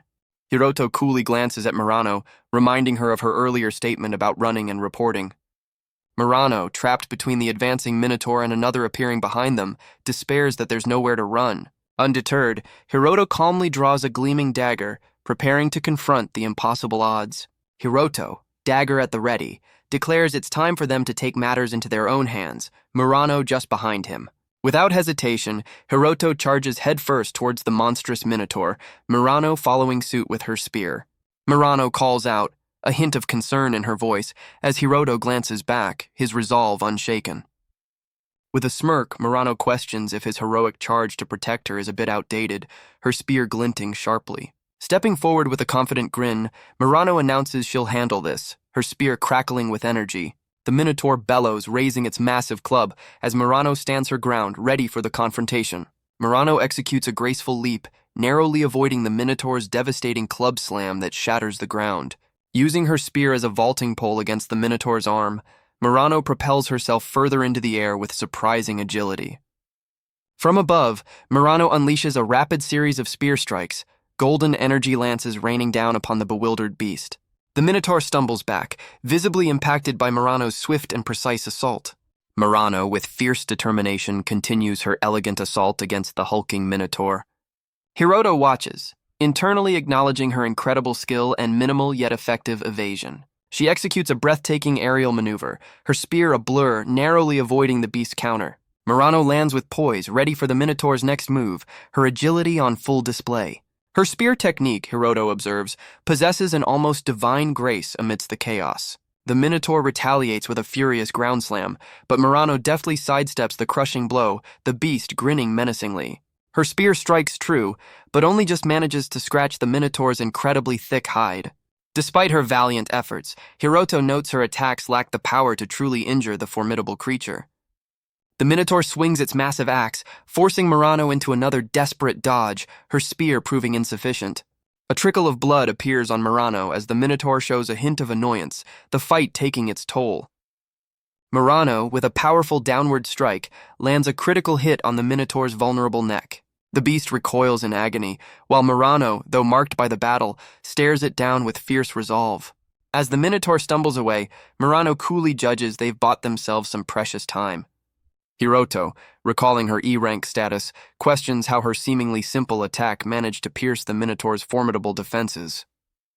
A chibi diagram illustrates her genius, exploiting the humanoid monster's throat weakness by redirecting its own power in a counter. Gazing at the defeated Minotaur, Hiroto acknowledges her martial arts are far beyond the Academy's standard teachings. Murano flashes a brilliant smile, confirming her exceptional skill is precisely why she's recognized as a Class A student. She begins to explain her heritage, referencing the legendary swordmaster Itu Itusai from a bygone era. Murano elaborates that Itusai was renowned not just for swordsmanship, but also for a legendary spear technique, though she admits her ancestral history is a bit fuzzy. With a proud chibi flourish, Murano declares her samurai family lineage, a fact that clearly impresses a chibi Hiroto. Murano calmly reiterates that her hunter aptitude is indeed still E-rank. She explains her dedication to researching monster weaknesses and mastering diverse martial arts, which shaped her current abilities. Hiroto internally fumes, wondering why any instructor would sideline someone with Murano's incredible martial skill. Murano, sensing his thoughts, admits she's pondered that injustice many times, a tiny question mark playfully appearing. Suddenly, a chibi Murano explodes with comical frustration, startling a chibi Hiroto with her sudden outburst. She vehemently denounces the unfairness of hunter aptitude and the advantages of innate talent. Murano passionately champions equality and equal opportunities, asserting talent shouldn't be the ultimate decider. Hiroto observes, slightly bewildered, as Murano composes herself after her fiery declaration. Feeling refreshed, Murano playfully offers Hiroto a chance to vent, but he smoothly declines for now. Hiroto muses that his initial thought of her being not bad was an understatement. She's genuinely fascinating. Murano, with a lingering hint of frustration, continues her thoughts on the system. She recalls her intense training, feeling her E-rank aptitude disrespects her ancestors' legacy, fueling her annoyance. Hiroto quietly processes her passionate outburst, his expression unreadable. Murano confidently winks, asserting that despite her limitations, she's currently the strongest first year. Her triumphant declaration is cut short as she senses a new presence, her eyes widening in surprise. A group of older students, led by a smirking figure, emerges from the shadows. The leader, a braided-haired senior, greets Murano with a distinctly unsettling grin. Murano's face pales slightly as she recognizes the unwelcome arrival of Urabe-senpai. Urabe mockingly recalls Murano's impressive martial arts display during a school battle, despite her low aptitude. Murano's expression hardens as Urabe implies he once showed her the harsh reality of talent's limitations. Urabe taunts Murano, suggesting her top spot is threatened by the growing first years. Murano, unimpressed, directly asks Urabe-senpai his purpose for being there, while Hiroto observes. Urabe casually dismisses her question, indicating their boss is the one with business. A bespectacled senior, clearly the leader, steps forward with a knowing smirk, ready to state his intentions. The leader reveals his business is specifically with Ijima, meaning Hiroto, whose expression remains stoic. He gloats about the convenience of dungeons for settling personal grudges, where accidents can easily occur. The bespectacled senior grins wickedly, relishing the opportune moment for his plan. Hiroto coolly deduces this confrontation is likely revenge for a previous encounter. A flashback shows Hiroto decisively dealing with this same senior, explaining the grudge. The senior menacingly declares the dungeon's lawlessness, where actions have no witnesses. Urabe smirks, promising Hiroto their encounter won't be a swift one. With a sinister grin and sharpened claws, Urabe reveals their orders are to make Hiroto's defeat a drawn-out affair. Murano's concern grows, recalling unsettling rumors about these seniors, now confirmed to be far worse than imagined. A close-up reveals Murano's deepening apprehension as the situation escalates. Hiroto, unfazed, questions the seniors' intentions towards Murano, given their no-witnesses policy. The bespectacled leader observes Hiroto and Murano's apparent closeness, then taunts Hiroto about his ability to protect her. Hiroto maintains his composure, his gaze locked intently on the smug senior. The leader and his cronies leer, eager to see Hiroto watch helplessly as they deal with Murano. A dangerous glint ignites in Hiroto's eyes as a powerful aura begins to flare around him. Hiroto explodes into action, launching a lightning-fast attack towards the bespectacled leader, the shockwave sending Murano flying. Hiroto's fist connects squarely with the bespectacled leader's jaw, sending shockwaves through the air. The senior's face distorts grotesquely from the sheer force of Hiroto's devastating blow.